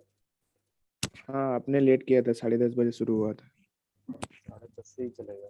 तो पहले थोड़ा सा, तो अब बच्चे मैं स्टार्ट करूंगा आपका next chapter, transport in plants. तो थोड़ी देर लेक्चर दूंगा तुमको बैठ के, ठीक है। ट्रांसपोर्ट इन प्लांट्स की अगर हम बात करें बच्चे, तो मतलब जैसे हमारा बॉडी है या किसी एनिमल का बॉडी है, तो वहां पे ट्रांसपोर्टेशन के लिए हमारे पास क्या है? सर्कुलेटरी सिस्टम है ना, सर्कुलेटरी सिस्टम। पर प्लांट के पास में तो वैसा कोई सर्कुलेटरी सिस्टम हमारे जैसा नहीं है कि एक हर्ट हो, लिक्विड फ्लो कर रहा हो, उस तरह से नहीं है। तो प्लांट में ट्रांसपोर्टेशन का देखा जाए तो प्लांट में ट्रांसपोर्टेशन का अलग एक मैकेनिज्म है, पूरा अलग एक सिस्टम है। हम उस सिस्टम की बात करेंगे किस चैप्टर में? ट्रांसपोर्ट इन प्लांट्स में, कि जो किस चीज का बेसिकली ट्रांसपोर्ट होना है और कैसे ट्रांसपोर्ट, मतलब कि जो भी चीजें किस चीज ट्रांसपोर्ट की अगर हम बात कर रहे हैं प्लांट के अंदर, तो प्लांट के अंदर जो ट्रांसपोर्ट है वो किस चीज का होना है। तो इतना तो आपको पता ही है कि फूड है वहां पे मिनरल्स है, वहां पे वाटर है, वहां पे हार्मोन्स है, ठीक है। इन सब चीजों का क्या होना है बच्चे? ट्रांसपोर्ट, ठीक है कि नहीं? हाँ सर। Yes sir. तो जब ये आप देख रहे हो कि इन सब चीजों का ट्रांसपोर्ट होना है, तो अब आप प्लांट के अंदर जो भी ट्रांसपोर्टेशन हो रहा है, उस ट्रांसपोर्टेशन को 2 कैटेगरी में क्या कर सकते हो? डिवाइड कर सकते हो। डिवाइड किया जा सकता है। और वो कौन सी कैटेगरी है? एक शॉर्ट डिस्टेंसेस का ट्रांसपोर्ट और दूसरा लॉन्ग डिस्टेंस। ठीक है, तो स्टार्ट करते हैं ट्रांसपोर्ट। अभी हमारे पास टाइम है तो हम इसको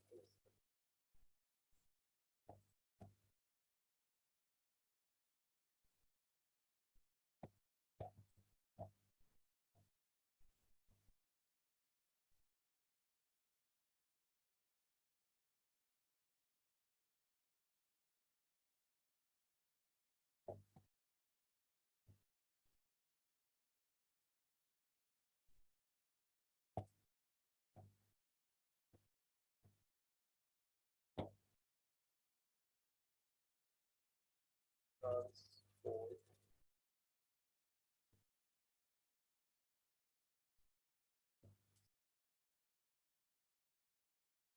और हम ट्रांसपोर्ट इन प्लांट्स को, दोबारा मैं नहीं डालूंगा, आपको डालना हो ट्रांसपोर्ट करके लिखो कि आप 2 कैटेगरी में डिवाइड कर सकते हैं। एक वो शॉर्ट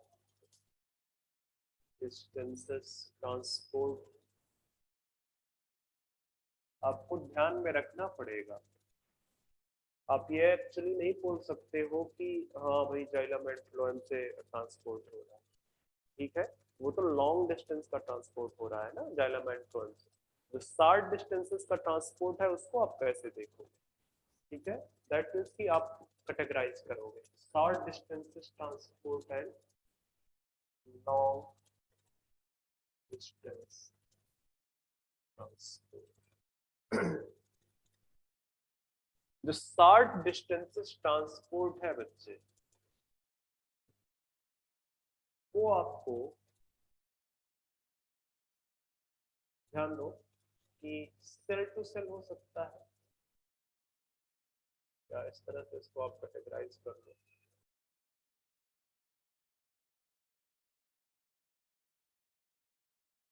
मतलब विद इन सेल हो सकता है, विद इन सेल एंड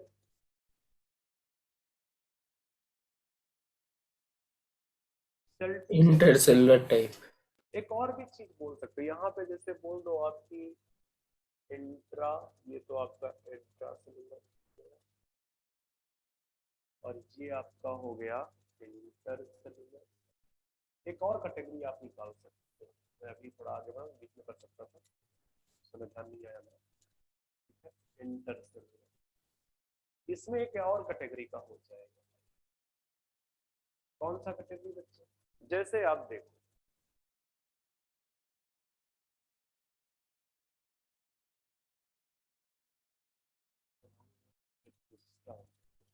इस तरह से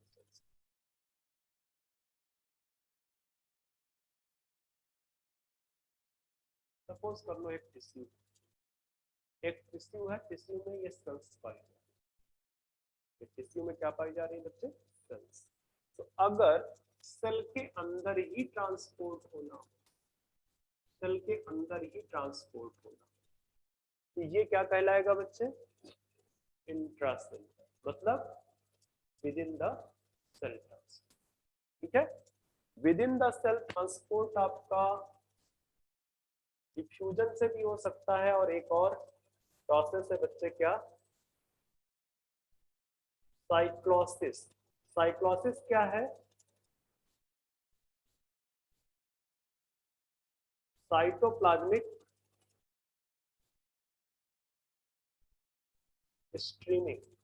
साइटोप्लाज्मिक स्ट्रीमिंग, साइटोप्लाज्म का मूवमेंट जो है उसको क्या बोलते हैं? साइक्लोसिस। Cyclosis, okay. तो ये जो चीज मैं दिखा रहा हूं ये विद इन द सेल है, इंट्रासेलुलर। दूसरा हो सकता है कि एक सेल से दूसरे सेल पे जाए, एक सेल से दूसरे सेल पे, ये भी हो सकता है। ये आपका कौन सा कहलाएगा? Cell to cell, intercellular. Intercellular. ठीक है। इंटरसेलुलर तो आपका कई टाइप से हो सकते हैं बच्चे, कई टाइप से हो सकता है। कौन सा?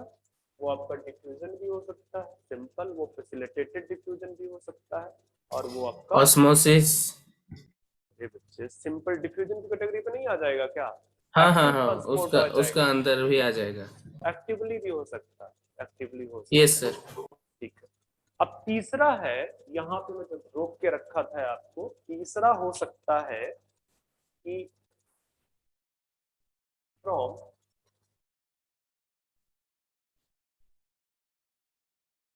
intercellular space to outside of tissue, outside of tissue.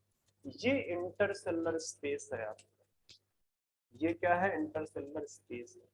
यहां से आउटसाइड, ये सपोज कर लो आउटसाइड एनवायरमेंट, इंटरसेलुलर स्पेस से बाहर भी तो ट्रांसपोर्ट हो सकता है, जैसे कि ट्रांसपायरेशन के केस में देखो, सरफेस ऑफ लीफ से बाहर की तरफ, ठीक है, जो सेल के सेल्स हैं जस्ट सरफेस के नीचे, उनसे बाहर की तरफ। तो ये भी तो आपको देखने को मिलेगा शॉर्ट डिस्टेंस, ये भी तो एक टाइप का शॉर्ट डिस्टेंस ट्रांसपोर्ट ही है। बात समझ में आ रही है? सर स्पेस के बाद क्या लिखा है आपने? फ्रॉम इंटरसेलुलर तो तुम स्पेस ना टू। पूरी तरह से लिखने में ही परेशान, बच्चे क्या नहीं समझ में आ रहा? मैं पहले बैठ के देखूंगा फिर तुम्हें मैं बताऊंगा, जरा मैं देखो तो क्या नहीं समझ में आ रहा है इसमें।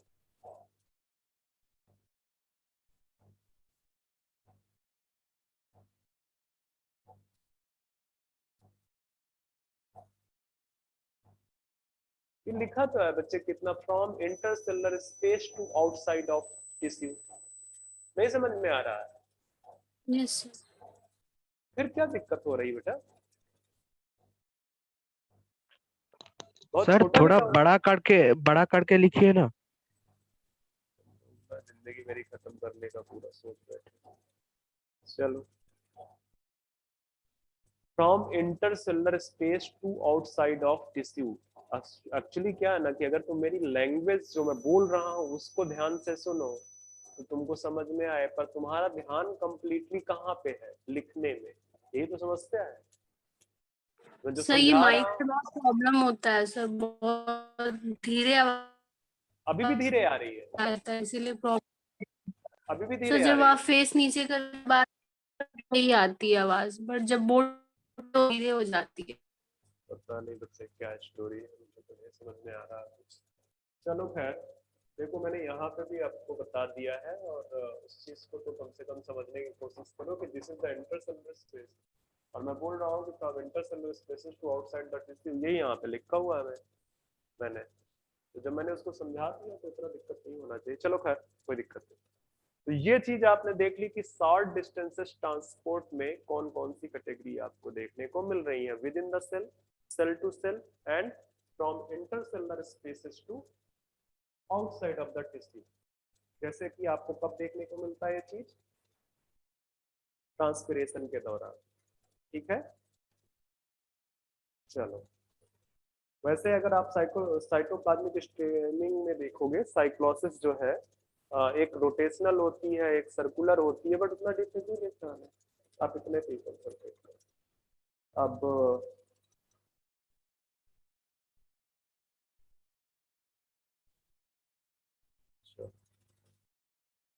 इसी पे मैं थोड़ा सा डिस्कस कर देता हूँ। ये जो साइक्लोसिस है बच्चे, यहाँ पे दिख रहा है साइक्लोसिस पे जो मैं पॉइंट आउट कर रहा हूँ। हाँ सर। Yes. ये जो साइक्लोसिस है बच्चे, ये एक्टिव प्रोसेस है। कैसी प्रोसेस है? एक्टिव प्रोसेस का मतलब है बच्चे इसको एनर्जी देनी पड़ेगी, एनर्जी डिपेंडेंट है। चाहे तो एक्टिव प्रोसेस ना लिख लो, एनर्जी डिपेंडेंट लिख लो, अगर तुम्हें समझ नहीं आता तो। This is the energy dependent process, energy के बिना नहीं होगा वो। Okay, cyclosis. अब ये सेल टू सेल है, from intercellular space to outside space. मुझे नहीं डिस्कस करना, मुझे मेनली मेरा जो जॉब है सेल टू सेल डिस्कस करना है थोड़ा सा, ठीक है, सेल टू सेल। तो वो भी इसका पार्ट, कुछ पार्ट इसका मैं बिल्कुल बाद में डिस्कस करूंगा, जब ये सारा ये पूरा कैटेगराइजेशन खत्म कर लूँ। अभी मैं जस्ट आपको बता देता हूँ कि सेल टू सेल जो ट्रांसपोर्ट है, यहीं पे आप डिस्कस कर लेते हैं। आपको दो कैटेगरी का मिलेगा। एक आपका जो होगा पैसिव प्रोसेस, मतलब passively without expenditure of energy, और दूसरा क्या होगा बच्चे भाई? Active process. यहाँ पे लिख दो पैसिव ट्रांसपोर्ट, एंड दूसरा एक्टिव ट्रांसपोर्ट। एक्टिव ट्रांसपोर्ट बच्चे छोटा हो रहा है, मेरी आवाज सुनो, क्या लिख रहा है? पैसिव ट्रांसपोर्ट और दूसरा एक्टिव ट्रांसपोर्ट। अब देखो, एक्टिव ट्रांसपोर्ट में तो कोई अपना वो है नहीं है, एक्टिव ट्रांसपोर्ट तो एक ही है, एक्सपेंडिचर ऑफ एनर्जी से। पैसिव ट्रांसपोर्ट में बच्चे दो चीज है। कौन सी दो चीज है? एक है simple diffusion and facilitated diffusion. Diffusion. तो इन सबको तीनों को मुझे एक्सप्लेन करना है, आगे चल के मुझे तीनों को एक्सप्लेन करना है। सिंपल डिफ्यूजन को भी करूंगा, फैसिलिटेटेड डिफ्यूजन को भी करूंगा, और एक्टिव ट्रांसपोर्ट को। बात समझ में आ रहा है? तो यहाँ पर Yes, sir. Simple diffusion. अब दिखेगा नहीं क्योंकि इसको छोटा, मतलब हो सकता है तुमको उतना दिख ना रहा हो, मैं जो बोल रहा हूँ वो लिख लो, फैसिलिटेटेड।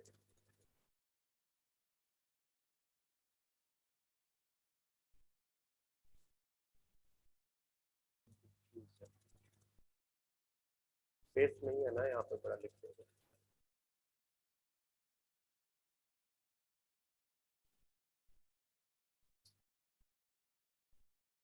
सर सिंपल डिफ्यूजन और सर फैसिलिटेटेड डिफ्यूजन बच्चे, फैसिलिटेटेड, FASCILITITED।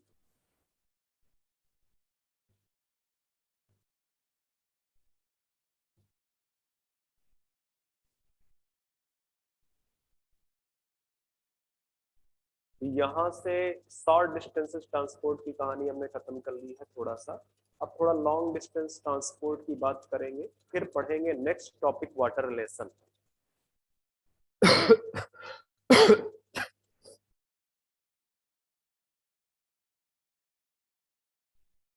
आगे बढ़े बच्चे? हाँ सर। ये जो हाँ long- सर। ये सारा इरेज कर लो और लॉन्ग डिस्टेंस ट्रांसपोर्ट पे इरेज करके मैं तो इधर लिख लूंगा, मैं भी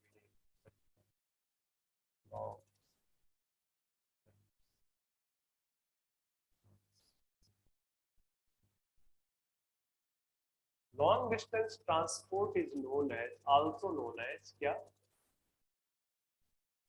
ट्रांसलोकेशन। ट्रांसलोकेशन। अब आपको पता है कि लॉन्ग डिस्टेंस ट्रांसपोर्ट जो है या जो ट्रांसलोकेशन है, यहीं पे लिख लो, यहीं पे लिख लो पहले, occurs via vascular vascular tissue. Vascular tissue से होगा, ठीक है।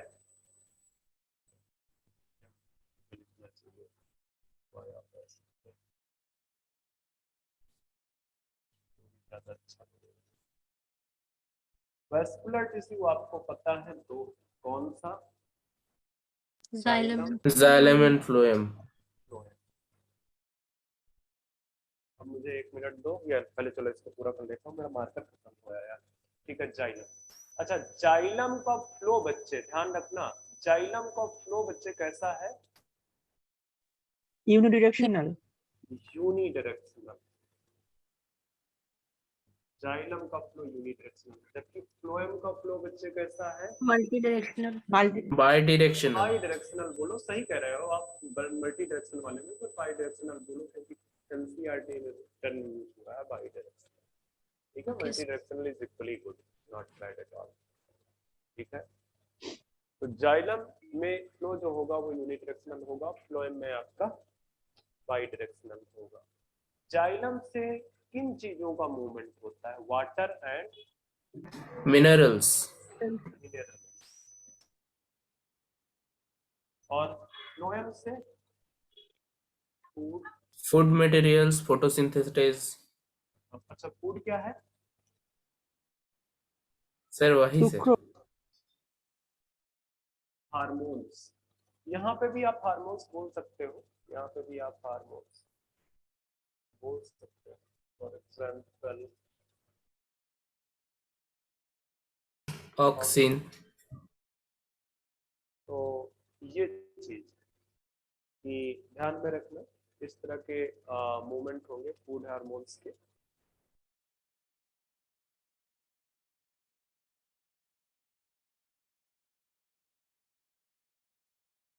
एक और पॉइंट अगर लिखना चाहो तो लिख लो, वैसे तो पता ही है, लिखने की जरूरत नहीं है। ये जो मूवमेंट होगा वो कहाँ से कहाँ की तरफ होता है?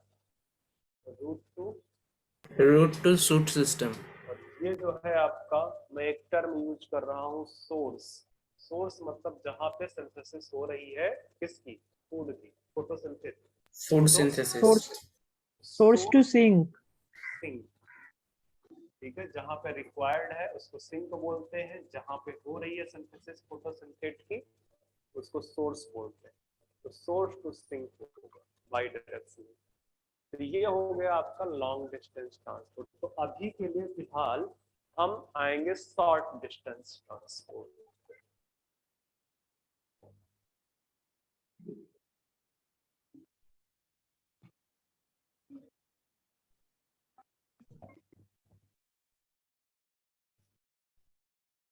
शॉर्ट डिस्टेंस ट्रांसपोर्ट की बात करें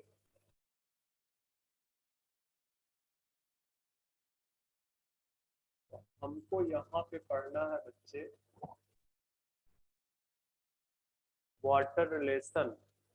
आप ये बोल सकते हो वाटर रिलेशन, जो भी ट्रांसपोर्टेशन की बातें हैं। ठीक है, तो अभी अभी मैंने क्या बोला था कि जो शॉर्ट डिस्टेंसेस ट्रांसपोर्ट है उसमें से अगर सपोज करो आपका विद इन द सेल बात करना, लिखना नहीं, विद इन द सेल बात करना, एक चीज यहाँ पे प्रेजेंट, यहाँ पे कोई चीज प्रेजेंट, एक चीज तो ये है कि धीरे धीरे करके किससे बढ़ेगी? डिफ्यूजन से बढ़ेगी कि नहीं बढ़ेगी? Yes sir. दूसरा जो है क्या कहते हैं, हो सकता है कि साइटोप्लाज्मिक स्ट्रीमिंग हो रही है, साइक्लोसिस। यहाँ कोई चीज प्रेजेंट है तो अपने आप वो हर जगह फैलती चली जाएगी, होगी कि नहीं? तो हाँ सर। साइटोप्लाज्मिक स्ट्रीमिंग तो सेल टू सेल में आपको डिफ्यूजन भी देखने को मिल सकता है साइटोप्लाज्मिक सिस्टम में। मतलब डिफ्यूजन के बारे में हमको जो है, अगर हम डिफ्यूजन के बारे में पढ़ेंगे तो हमारा इंट्रासेलुलर जो है वो आपका ट्रांसपोर्ट कवर हो जाएगा कि नहीं? बात समझ में आ रही है? हाँ सर। हाँ सर। दूसरा देखो, सपोज कर लो ये मैं सेल बना दूं,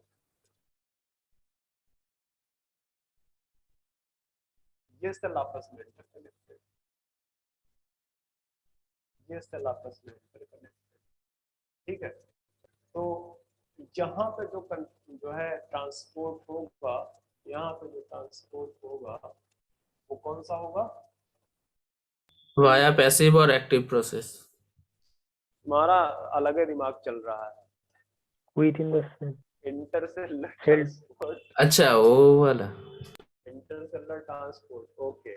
आगे बढ़ो मत, अभी पीछे रहो थोड़ा सा। तो इंटरसेलुलर ट्रांसपोर्ट में आप जो देखोगे कि वो डिफ्यूजन से भी हो सकता है, सिंपली डिफ्यूजन से भी हो सकता है, वो आपका स्प्लिटेड डिफ्यूजन से भी हो सकता है, और वो आपका किससे भी हो सकता है, एक्टिव ट्रांसपोर्ट से भी हो सकता है। अच्छा ये बताओ कि मैंने कहीं जब सेल चैप्टर पढ़ा रहा था तो ये ट्रांसपोर्ट में पढ़ा के तो नहीं आया तुम्हें, जो मुझे दोबारा पढ़ाना पड़ रहा हो? ईमानदारी के साथ बताना। नहीं सर। पूरी ईमानदारी बरतना, थोड़ी बहुत नहीं? नहीं सर, आप ट्रांसपोर्ट के बारे में कुछ नहीं बोला था।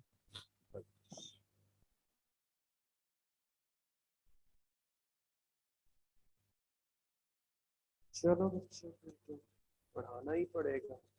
तो स्टार्ट करते हैं बच्चे, मैंने तुमको बता दिया। बाकी शॉर्ट डिस्टेंस में जो मैंने आपको बताया था टिश्यू से, सपोज कर लो जो पिक्चर मैंने बनाया था ये टिश्यू है, तो जो इंटरसेलुलर स्पेस है वहां से आउटसाइड की ये भी कौन सी प्रोसेस होगी बच्चों? बात समझ में आ रही है? ये अगर तुम थोड़ा सा इसको इसको जो चीज मैं बता रहा हूँ इसको ये मत सोचना कि बेकार की चीज है, ये तुम्हें बड़ी हेल्प करेगी। कैसे? तुमको तुम्हारे दिमाग में इमेजिनेशन क्रिएट करने में कि डिफ्यूजन का सिग्निफिकेंस क्या क्या है। जैसे प्लांट्स हैं, ठीक है, तो प्लांट्स के पास गैसेस एक्सचेंज का कोई साधन है क्या? स्पेशल स्ट्रक्चर नहीं है। तो गैसेस एक्सचेंज बेसिकली प्लांट के डिफरेंट टिश्यूज में किसके थ्रू होती है? Via diffusion. वो गैस बेसिकली एक जगह से दूसरी जगह, वो जो भी ऑक्सीजन हो चाहे जो भी, वो एक जगह से दूसरी जगह पे इन इंटरसेलुलर स्पेसेस से होते हुए डिफ्यूजन के थ्रू पहुंचती है। मुझे आ रही है बात कि नहीं आ रही? नहीं आ रही है तब भी अच्छी बात है, मैं ये लो इरेज कर देता हूँ इसको।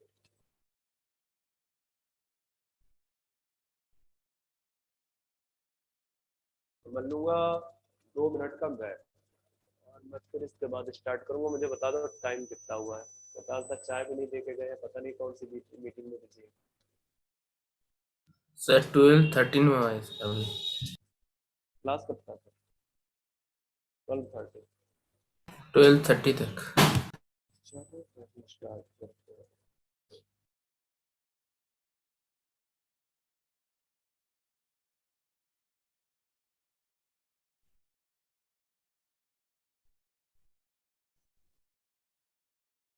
सर अब से क्लास 10:30 से होगा। चलो कोशिश तो करता हूँ सुबह आने की, बट थोड़ा तबीयत वगैरह खराब हुई, और दूसरा बैलेंस नहीं हो पा रहा। क्या तुम्हारी क्लास स्टार्ट हो गई थी 10 बजे? हाँ सर। चलिए फिर कल से 10 बजे स्टार्ट।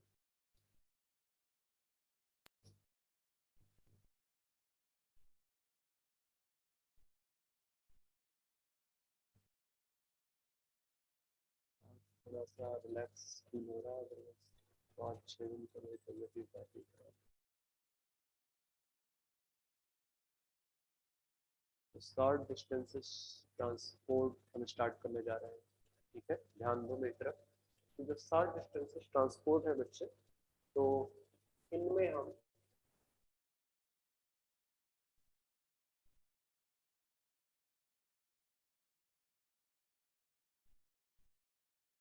डिफ्यूजन के बारे में पहले पढ़ेंगे, बहुत सारी चीजें पढ़नी है। तो पहले हम बच्चे पढ़ेंगे डिफ्यूजन के बारे में, दूसरा हम पढ़ेंगे किसके बारे में, फैसिलिटेटेड डिफ्यूजन। डिफ्यूजन के बारे में, और तीसरा पढ़ेंगे एक्टिव ट्रांसपोर्ट। जब ये पढ़ लेंगे तो हम वापस से आएंगे ऑस्मोसिस वाले प्रोसेस में। ऑस्मोसिस पढ़ेंगे, फिर जो है क्या कहते हैं हम टर्गर प्रेशर वगैरह पढ़ेंगे, हम डिफ्यूजन प्रेशर डेफिसिट पढ़ेंगे, ठीक है, ये सारी चीजें पढ़ेंगे। पर पहले मैं इन ट्रांसपोर्ट को, देखो तुम्हारी क्लास में छोड़ रहा हूँ। क्यों छोड़ रहा हूँ? क्योंकि तुम्हारे मैथ सर, मतलब sorry chemistry sir chemistry sir आ चुके हैं। आ चुके हैं, तो मैं छोड़ रहा हूँ, सॉरी। यहीं पे वैसे भी ठीक है, कल इसको फ्रेशली स्टार्ट करेंगे, नहीं तो बीच में वैसे भी छूट जा रहा है। आज के लिए बस इतना। Okay sir, thank you sir. Thank you sir.